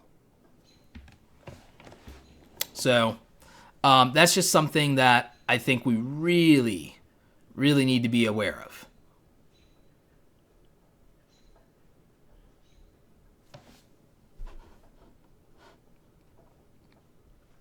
Yep. I need to make this like a podcast episode. But guys, I gotta go. This stream is getting long. But before I do, I wanted to show you guys something and kind of tease something. So a lot of you know that in 2016, I got my YouTube Silver Play button. But it was the old design because they refreshed the design. So what most people don't know, and I'm gonna do a video about this. I'm not gonna fully pull it out just because I need to do the proper unboxing video, but I got a new silver play button, and that has my YouTube channel name and everything. So this is the new design, and I can use it in thumbnails now. And the thing is, a lot of people don't realize something about the Silver Play Button Awards. So if you lose or break your Silver Play Button, if you pay for the cost of having it replaced, and you pay for the shipping and handling and a credit card service fee, you can replace your Silver Play Button. Now, mine's not broken, and it didn't get lost or stolen, but I did tell them that I wanted to upgrade to the new design, and I was willing to pay for it. So I paid for this, but it is for my channel, and it is an official YouTube Silver Play Button, and they did give me the letter and everything signed by Susan Wojcicki. So thanks, Aunt Susan. Which is just my playful nickname. Like, we're not related in any way, shape, or form, and I'm not an employee or affiliated with YouTube in that capacity. But disclaimers, because trolls. But yeah, so I got a new Silver Play Button that I'm going to do the proper unboxing video for. Because I don't think I actually did a good unboxing video the first time I got one. Also, there was a lot going on, and I don't feel like I celebrated that properly. But I also wanted to tell people that there's a couple of things. So not only can you get a Silver Play Button replaced if you lost it, it was stolen, or it's broken or damaged, you do have to pay for it. But the other thing that people don't know is if you have a team channel, let's say you had a team channel where you have a collaboration channel, or it's a bunch of you and your friends that have the channel together, or you want extra play buttons for your employees, your team, your staff, to celebrate, you can actually order those. So if you have a team, you can order play buttons for your team. You will have to pay for them, but you can get one for every member of your team. You can get one for everybody in your crew who works on your videos. You can get one if you're a husband and wife YouTube channel. You can get two, and each of you has one. If you want, put them on display. So you can do that if you've earned the 100,000 subscribers for a Silver Play Button. Same thing for your Gold Play Button, etc., etc. You will have to pay for the cost of it, plus the shipping and handling. So it's like $180 that I paid, and I paid for expedited shipping, so that's why mine was more expensive. But you can do that, and a lot of people have no idea that they can do that. So I'm going to make a video about what happens when you get 100,000 subscribers, and I'll be able to use this in videos, and I'll be able to do a proper unboxing and so on and so forth. So I just wanted to tease that for you guys for hanging out with me and doing all the super chats and all the things, because I just thought that was cool, and I wanted to share that for you. So I do have the new Silver Play Button design. It will show up in my videos, and it does give me the ability to kind of rotate between my old play button being in certain shots in the background, which it's not today because I had it on the wall for a different video, but I'll be able to kind of alternate between them. So I'll have them in different shots. But yeah, so that was just the Silver Play Button thing that I teased earlier. And I wanted to deliver on that for you. But yeah, also it's a good way to kind of like thank you guys for 440,000 subscribers. Really appreciate you guys. And you know, that's a whole thing. So thank you, Awesome Squad. #Awesome Squad. What else? Before we go, so I mean, wrapping up, yeah, we talked about YouTube and demonetization. We talked about the coronavirus economically. We talked about what happens in an economic downturn. We talked about the job displacement, the automation. We talked about skilling up. Like, these are things that I think all matter, and I think that we're gonna see a difference. Like, 2020 is the beginning of something new. I think we all noticed it. I think we all been feeling it in the air. 2020 is different, right? So, but yeah. So he says, it'd be nice for more milestones, but I get why financially it's not viable for YouTube to do that. Yeah. Yeah, no, I agree. Letha Rock, it's not like actors paying for their Oscars. It's like, if you've already got the award, you can either replace it or upgrade it in this case, or you can, again, oh, well, this is me and my team, so everyone on the team deserves one. And actually, for Emmys, the team gets one. Because I have a friend who's an Emmy, he's part of an Emmy award-winning team, and everyone on the team got an Emmy. So actually, that is industry-wise, you do get it for certain things.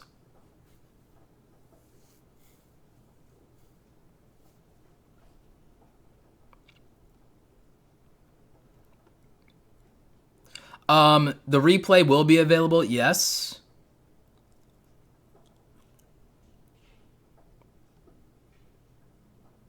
Absolutely. Thanks for all the congrats, guys.